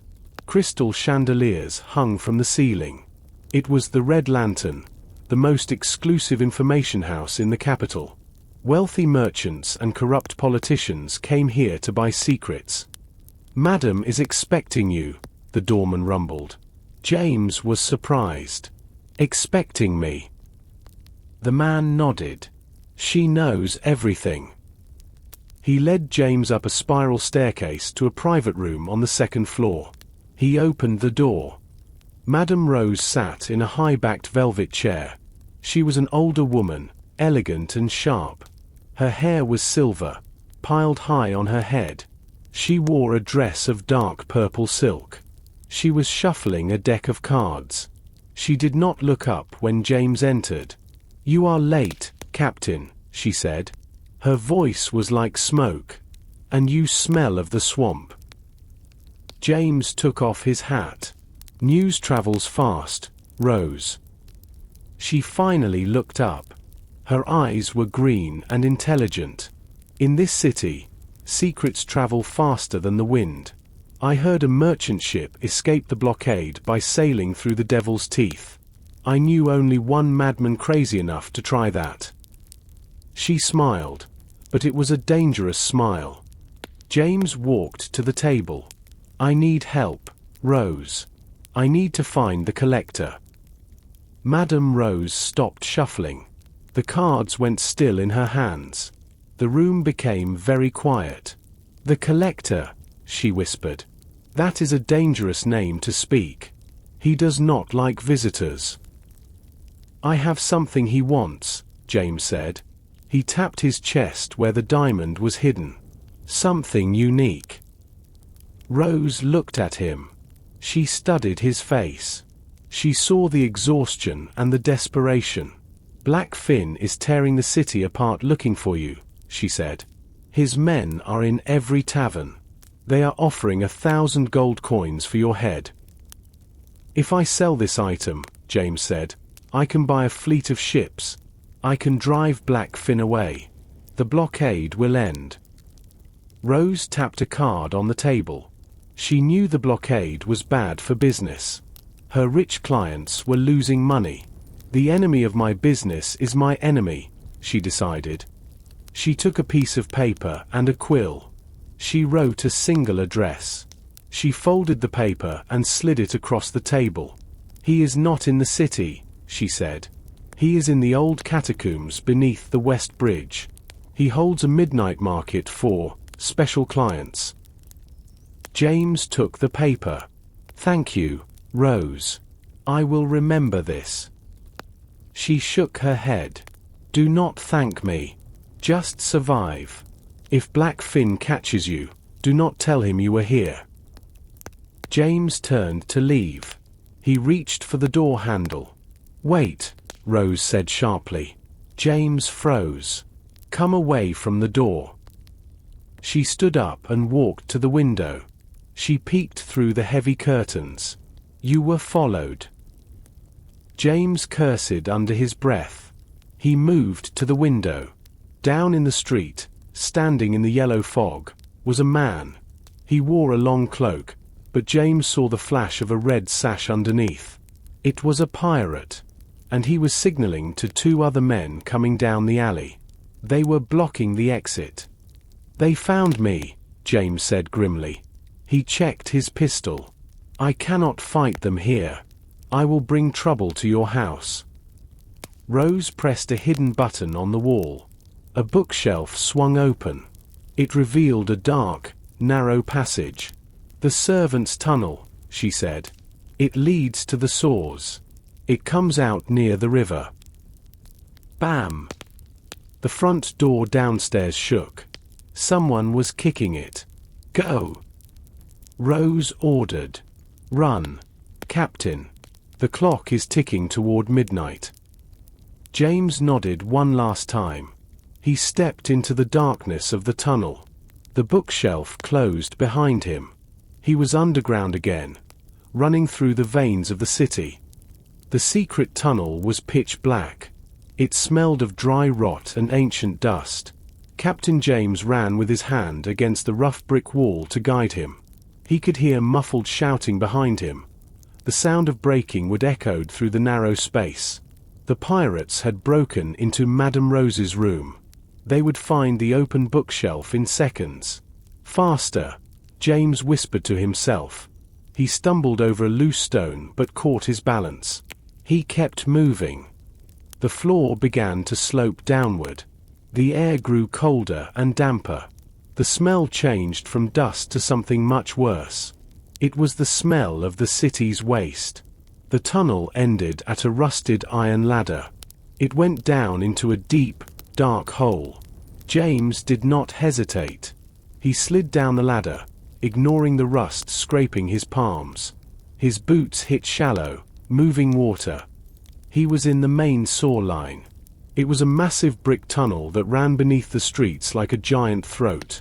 The water was grey and sludge-filled. Rats the size of cats scurried along the slippery ledges. Their red eyes glowed in the darkness. James covered his nose and mouth with his collar. "The river," he thought. "The saws drain into the river."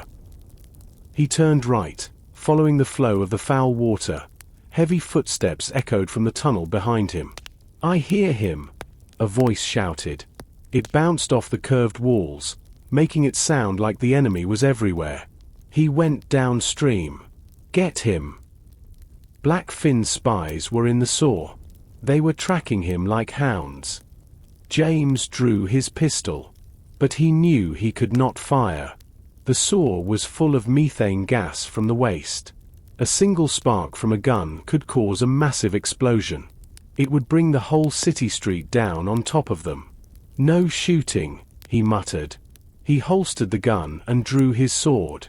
He ran faster. The sludge sucked at his boots. His lungs burned. Ahead, he saw a faint grey light. It was a metal grate covering the exit to the river. It was blocked by years of trash and driftwood. James reached the grate. He threw his shoulder against it. Thud. It did not move. The footsteps behind him were getting louder.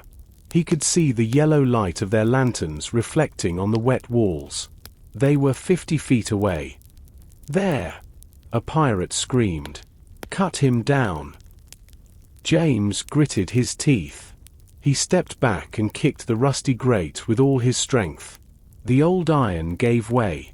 The grate swung open, screeching on its hinges. James dove through the opening.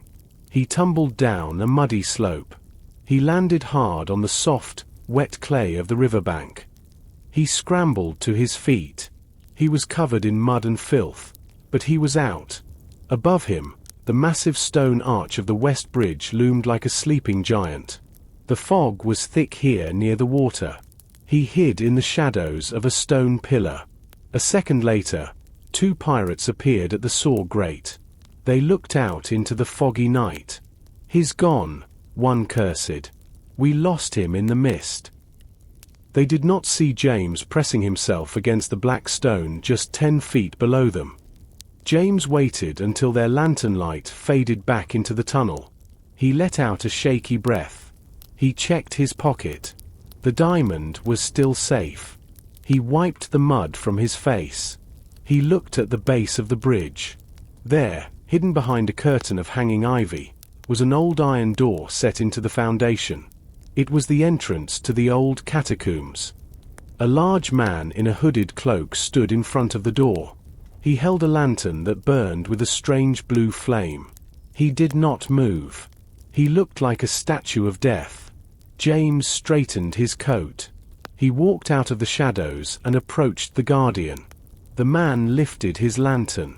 The blue light illuminated James's dirty face. "The market is closed to strangers," the guardian growled. James reached into his pocket. He did not pull out the diamond. He pulled out the paper Madame Rose had given him. He held it up. "I am not a stranger," James said. "I am a seller." The guardian looked at the paper. He nodded slowly. He turned and knocked on the iron door. The sound was deep and heavy. The door creaked open. A smell of incense and old bones drifted out. "Enter," the guardian said. "The collector is waiting." James walked down a long stone staircase. The air grew colder with every step. The walls were made of stacked bones and skulls, arranged in neat, artistic patterns. It was gruesome, but beautiful in a dark way. Torches flickered in iron brackets, casting long, dancing shadows that made the skulls look like they were chattering. At the bottom of the stairs, the tunnel opened into a massive circular chamber. It was breathtaking. The floor was covered in Persian rugs. Crystal chandeliers hung from the damp ceiling. Tables were set up in a circle, and behind each table sat a merchant selling things that were forbidden in the light of day. James saw a man selling vials of purple poison. He saw a woman selling tiger cubs in gold cages. He saw a table covered in ancient scrolls stolen from the royal library. The customers wore elegant clothes and porcelain masks to hide their faces. They spoke in hushed whispers. They moved like ghosts. James walked through the crowd. He felt out of place in his rough sailor's coat, smelling of sour water. People stepped away from him, clutching their silks. He did not care. He kept his hand on the diamond in his pocket. He walked straight to the center of the room. Sitting on a raised platform was a desk made of black ebony wood. Behind it sat a small, withered man in a wheelchair. He wore a black velvet suit and a mask that looked like the face of a hawk. This was the collector. 2 massive bodyguards with curved scimitars stood behind him. They watched James approach with flat, dead eyes. James stopped in front of the desk. The collector did not look up from his ledger. "You are not a member," the old man wheezed. His voice sounded like dry leaves scraping together. "And you smell like a rat. Leave before my guards remove your head." "I have something to sell," James said calmly. "Something that will make everything else in this room look like trash." The collector stopped writing. He looked up. The hawk mask tilted to the side. "Bold words for a sore rat," he chuckled. "Show me." James looked around. The guards were tense. "I need the light," James said. He reached out and pulled a tall candelabra closer to the desk. He reached into his muddy coat. He pulled out the dirty rag. He placed it on the black wood. Slowly, he unfolded the cloth. The moment the candlelight hit the stone, the room gasped. A beam of intense blue light shot through the gloom. It reflected off the crystal chandeliers. It danced on the ceiling. The heart of the ocean pulsed with an inner fire. It was mesmerizing. The entire market went silent. The poison cellar stopped pouring. The tiger cubs stopped growling. Everyone stared at the blue star on the desk. The collector's hands shook. He reached out a trembling finger. He touched the cold surface of the diamond. The heart. He whispered, "It is real. I thought it was a fairy tale." He looked at James with new eyes. There was no disgust now, only hunger. "Name your price," the collector said hoarsely. "I will give you a mountain of gold. I will give you a palace." James covered the stone with his hand. The blue light vanished. The spell was broken.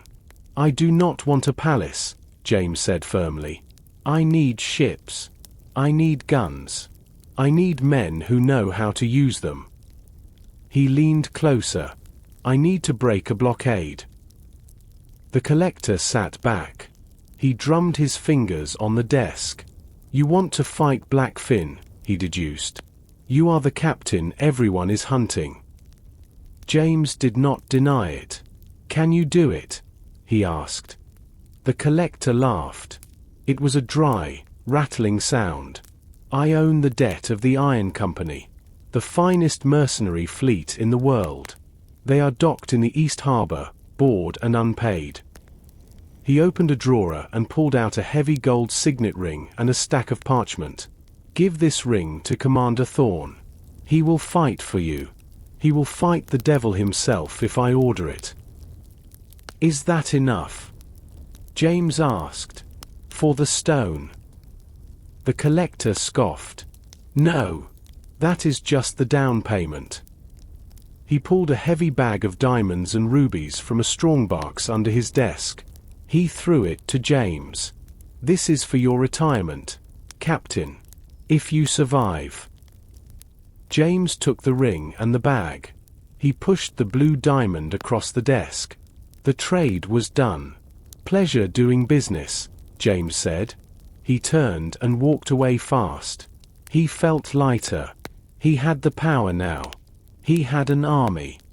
He climbed the stairs 2 at a time. He burst out of the iron door into the night air. The fog had cleared slightly. He looked toward the city center, toward the shadow district where he had left his crew. His heart stopped. Rising into the night sky was a column of thick black smoke. It was coming from the direction of the broken barrel. And above the noise of the river, he heard the frantic ringing of alarm bells. "No," James whispered. He started to run. The deal was made, but he might be too late.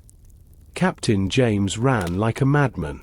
The heavy bag of gems bounced against his hip.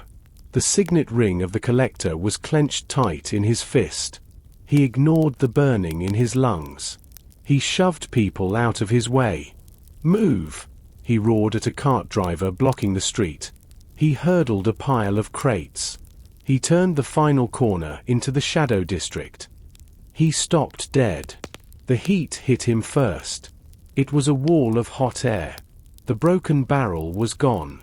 In its place was a skeleton of burning timber. The roof had collapsed inward. Flames licked the night sky. A bucket brigade of neighbors was throwing water on the fire, but it was useless. The old wood was consumed. "No!" James screamed. He ran toward the burning door. "Sam! Kara!" A city guard grabbed him by the coat. "Stand back, fool! It is coming down." James spun around and punched the guard in the jaw. He broke free. He ran into the alleyway beside the tavern. It was filled with smoke. He saw a shape lying in the mud near the back door. It was a large man. He was groaning. James fell to his knees. It was Barnaby, the innkeeper. His face was bloody, and his arm was twisted at a wrong angle. But he was alive. James lifted the man's head. "Barnaby!" James shouted. "Where are they?" Barnaby coughed. Black soot stained his lips. "Too many of them, James." He wheezed. "They came through the windows, through the cellar. My boys fought. Your crew fought. Barnaby winced in pain. They took them, Captain. They took them all. Dragged them away in chains. James felt a cold rage settle in his stomach. Did they kill anyone? He asked, dreading the answer. Barnaby shook his head weakly. No. The man with the scar. He said he needs them alive. To bait the trap. Barnaby reached into his pocket with a trembling hand. He pulled out a piece of charred paper. They pinned this to the door with a dagger, before they set the fire. James took the paper. He held it up to the light of the burning building. The handwriting was jagged and cruel. It read, "You have the stone. We have your heart. Come to the main docks at sunrise. Bring the box. If you are late, we kill the boy. If you bring tricks, we kill the girl. Black Finn." James crushed the paper in his hand. He looked at the burning ruins of his sanctuary. He looked at his friend bleeding in the mud. This was his fault. He had left them alone to make a deal. He had secured the money and the army, but he had lost his family. "Go," Barnaby whispered. "Get them back. Make those bastards pay." James stood up. He placed the bag of gems on Barnaby's chest. "This is for the tavern," James said softly. "And for your arm." He did not wait for a thank you. He turned away from the fire. He looked at the sky. The moon was high. He had perhaps 4 hours until sunrise. 4 hours to cross the city. 4 hours to find the Iron Company. 4 hours to prepare for war. He looked at the gold ring in his hand. It was heavy. It was the key to his revenge. James began to walk east. He did not run this time. He walked with a cold, hard purpose. His face was set like stone. The people in the street saw the look in his eyes and stepped aside. They saw a man who had nothing left to lose. He reached the East Harbor gates. They were locked for the night. A bored guard leaned against the bars. "Port is closed," the guard grunted. "Come back in the morning." James walked up to the bars. He held up the gold signet ring. The lantern light caught the crest of the collector. The guard's eyes went wide. He stumbled back. He fumbled with his keys. I apologize, sir," he stammered. "I did not know." The gate creaked open. James walked through without a word. The East Harbor was different from the main docks. It was quiet, dark, and orderly. Anchored at the end of the longest pier were 3 ships. They were not merchant ships. They were painted matte gray. They had no flags. Their hulls were reinforced with iron plates. They looked like sleeping predators. James walked down the wooden pier. His boots echoed in the silence. He reached the gangplank of the largest ship. A sentinel stepped out of the shadows. He held a crossbow. "Halt," the sentinel said. His voice was flat. "State your business." James held up the ring again. "I am here to see Commander Thorne," James said. "Wake him up.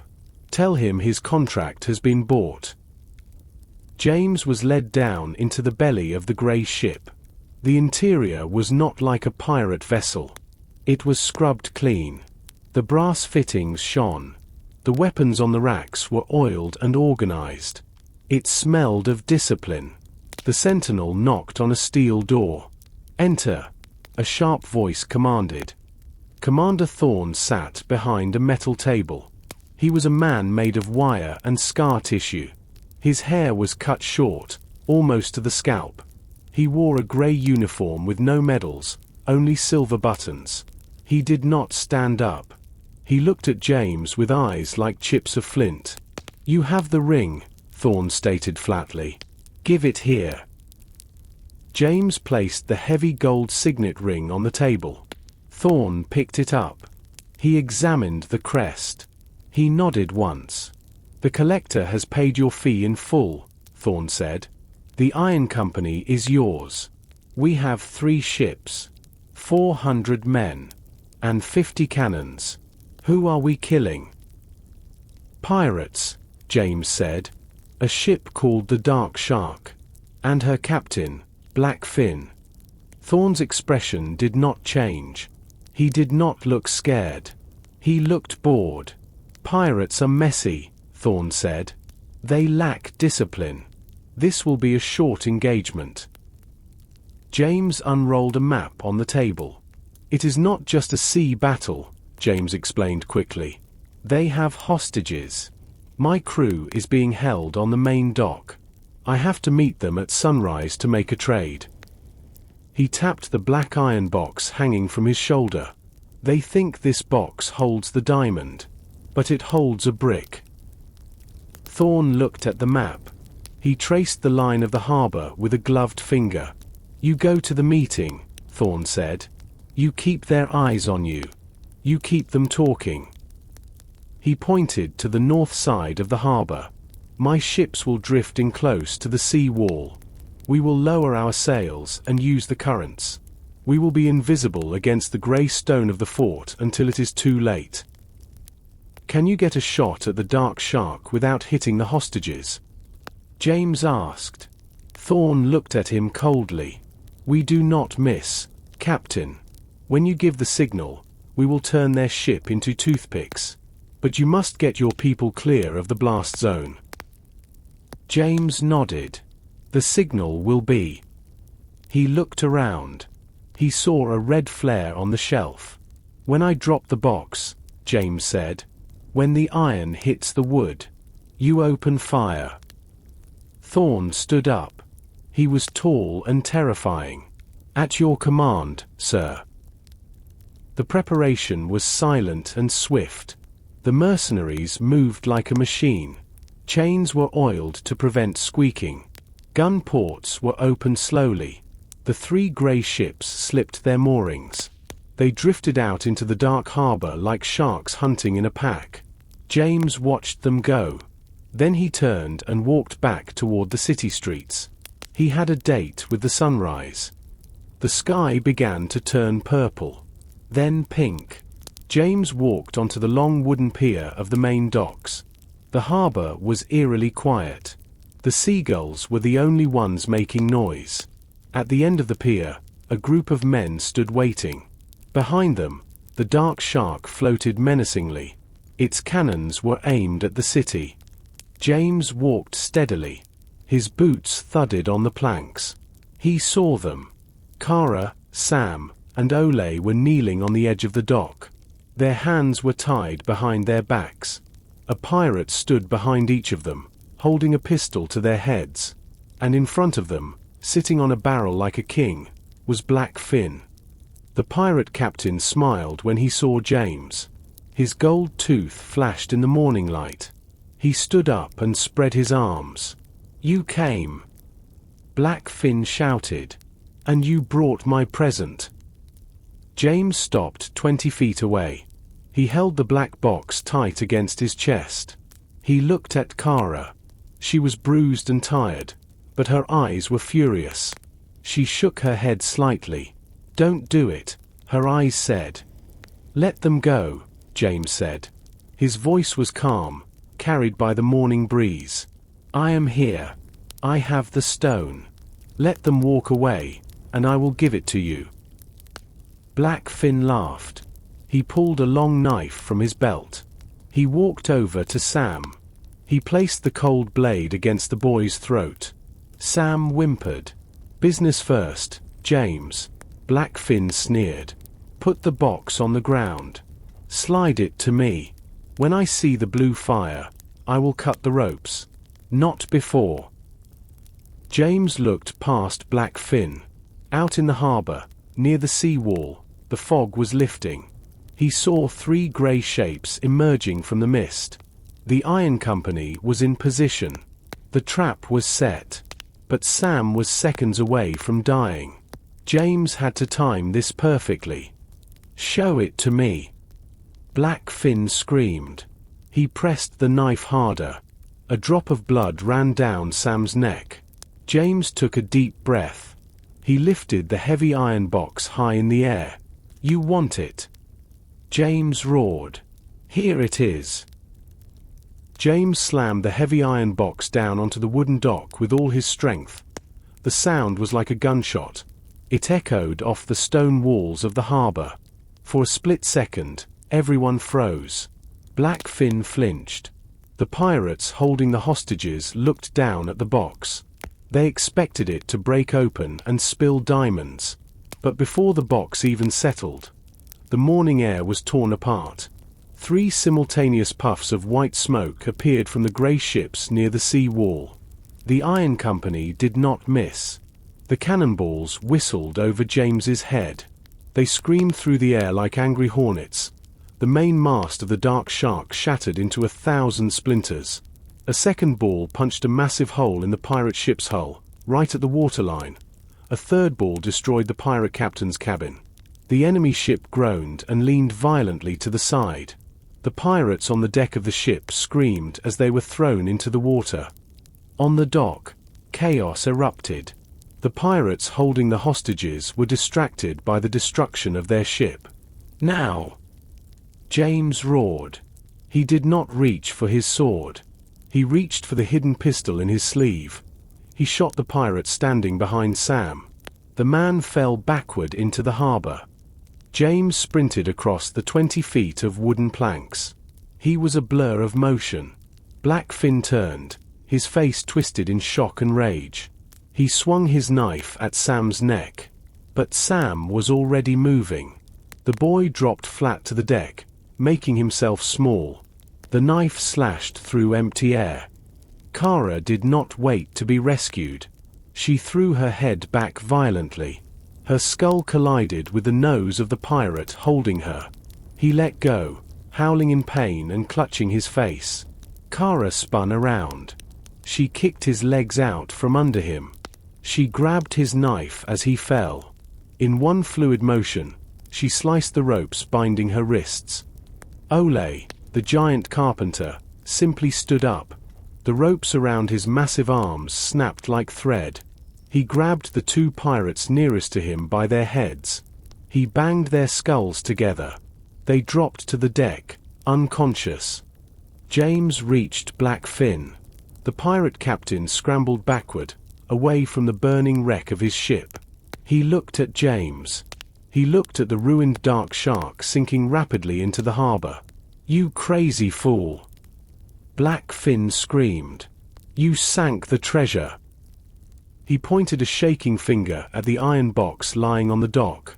"You destroyed it all." James stood over him. He was breathing hard. His sword was drawn now. "I didn't sink the treasure," James said coldly. He kicked the iron box over. The lid, broken by the impact, fell off. A rough, grey paving stone rolled out onto the wood. It looked exactly like a rock from the street. Blackfin stared at the rock. His eyes bulged. His mouth opened and closed like a fish. "A stone," he whispered. "I lost my ship, for a stone." The realization broke him. His face turned purple. "Kill him." Blackfin shrieked to his remaining men. "Kill them all." But his men were not listening. They were jumping into the water. They were running down the pier. Their ship was gone. Their leader was outsmarted. They were pirates, not soldiers. They knew when a fight was lost. Blackfin was alone. A shadow fell over the dock. A longboat from the Iron Company glided up to the pier. Commander Thorne stood in the bow. He held a smoking musket. "Target neutralized, Captain James," Thorne called out calmly. "The harbor is secure." Blackfin looked at the mercenaries. He looked at James's sword. He looked at Kara, who was pointing a knife at his chest. He dropped his own weapon. He fell to his knees. "I surrender," he wept. "Take me. Just don't let the mercenaries shoot me." James lowered his sword. He looked at his crew.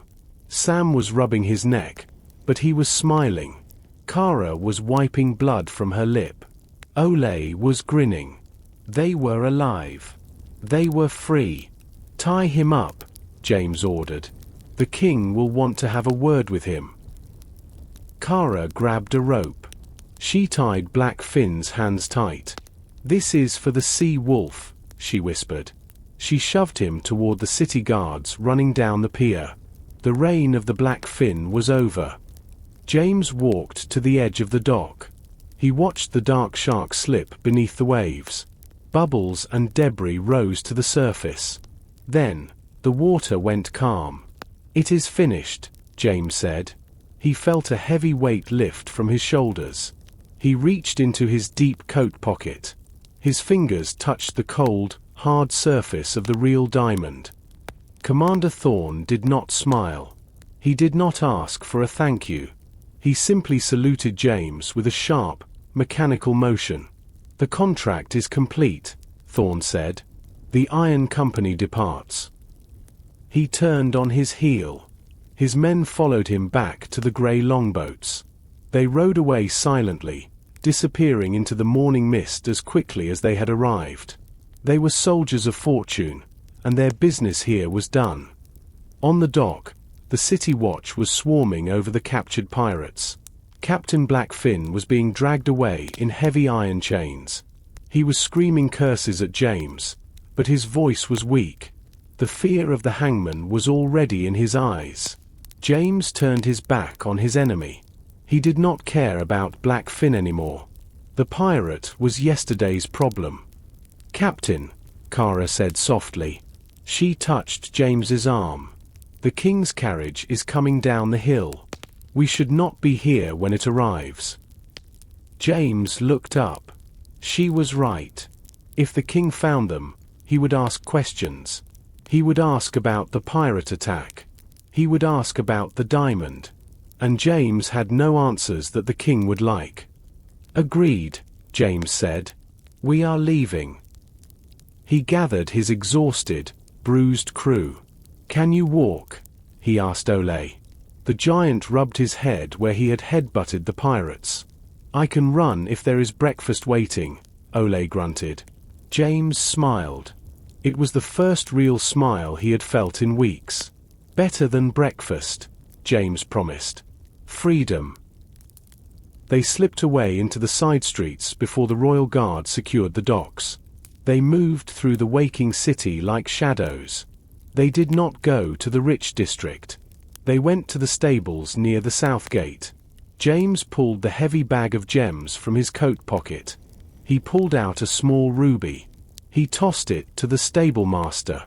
"4 horses," James ordered, "and supplies for a week." The stable master looked at the gem. He bit it. His eyes popped out. "Take the best stallions I have," he stuttered. An hour later, they were riding south. The capital was fading behind them. The smoke from the harbor battle was just a thin grey line in the sky. The wind was in their hair. The sun was warm. They were alive. "Captain," Sam shouted over the noise of the hooves. "The diamond. What happened to it? Did you really give it to the mercenaries?" James slowed his horse to a trot. The others gathered around him. They were on a quiet stretch of the coast road. The ocean sparkled to their left. James reached into his pocket. He pulled out the leather bag the collector had given him. He opened the drawstring. He poured a handful of uncut diamonds, rubies, and emeralds into his palm. They glittered in the sun like frozen fire. "The heart of the ocean is gone," James said. "I paid it to the ghost of the city. It bought the fleet that saved your lives." The crew looked at the gems in James's hand. It was a fortune. It was enough to buy a castle. "But we have this," James continued. "This is the change from the transaction." He looked at them seriously. "We are not kings. But we are free men. And we are rich." Kara laughed. It was a sound of pure relief. "I never liked that big blue stone anyway," she said. It was too heavy. Sam cheered. Ole clapped his massive hands. They did not mourn the loss of the legendary gem. They knew that the Real treasure was standing right there on the road. They rode hard for the rest of the day. By evening, they reached the edge of the swamp. The air was thick and humid again. The mosquitoes returned. But this time, the swamp felt different. It did not feel like a trap. It felt like a sanctuary. They left the horses at the edge of the tree line. They waded into the mangroves. They followed the secret markers James had left. Splash! Splash! The mud was warm. Finally, they pushed through a wall of vines. There she was. The sea wolf. She was still covered in palm fronds and moss. She looked like a floating bush. But she was floating. She was waiting. James waded up to the hull. He placed his hand on the wood. "Hello, beautiful," he whispered. "She needs work," Ole said, critical eye scanning the patches. "New planking, new sails, new ropes." James tossed the bag of gems to the carpenter. "Fix her, Ole," James said. "Make her the fastest ship in the world. We have the money now." Ole caught the bag. He grinned. Captain. I will make her fly." They climbed the rope ladder. They stood on the deck of their own ship. The sun was setting over the jungle. The adventure of the treasure island was over. The gold was gone. The diamond was gone. But they had won the game. James walked to the wheel. He looked at the horizon. "Where to next, Captain?" Kara asked. She stood beside him, her hand on her hip. James looked at the map in his mind. The world was wide. "North," James said. "To the quiet islands. We rest. We repair. And then—" He smiled, and the old dangerous light came back into his eyes. "Then we see what else is hidden in the ocean."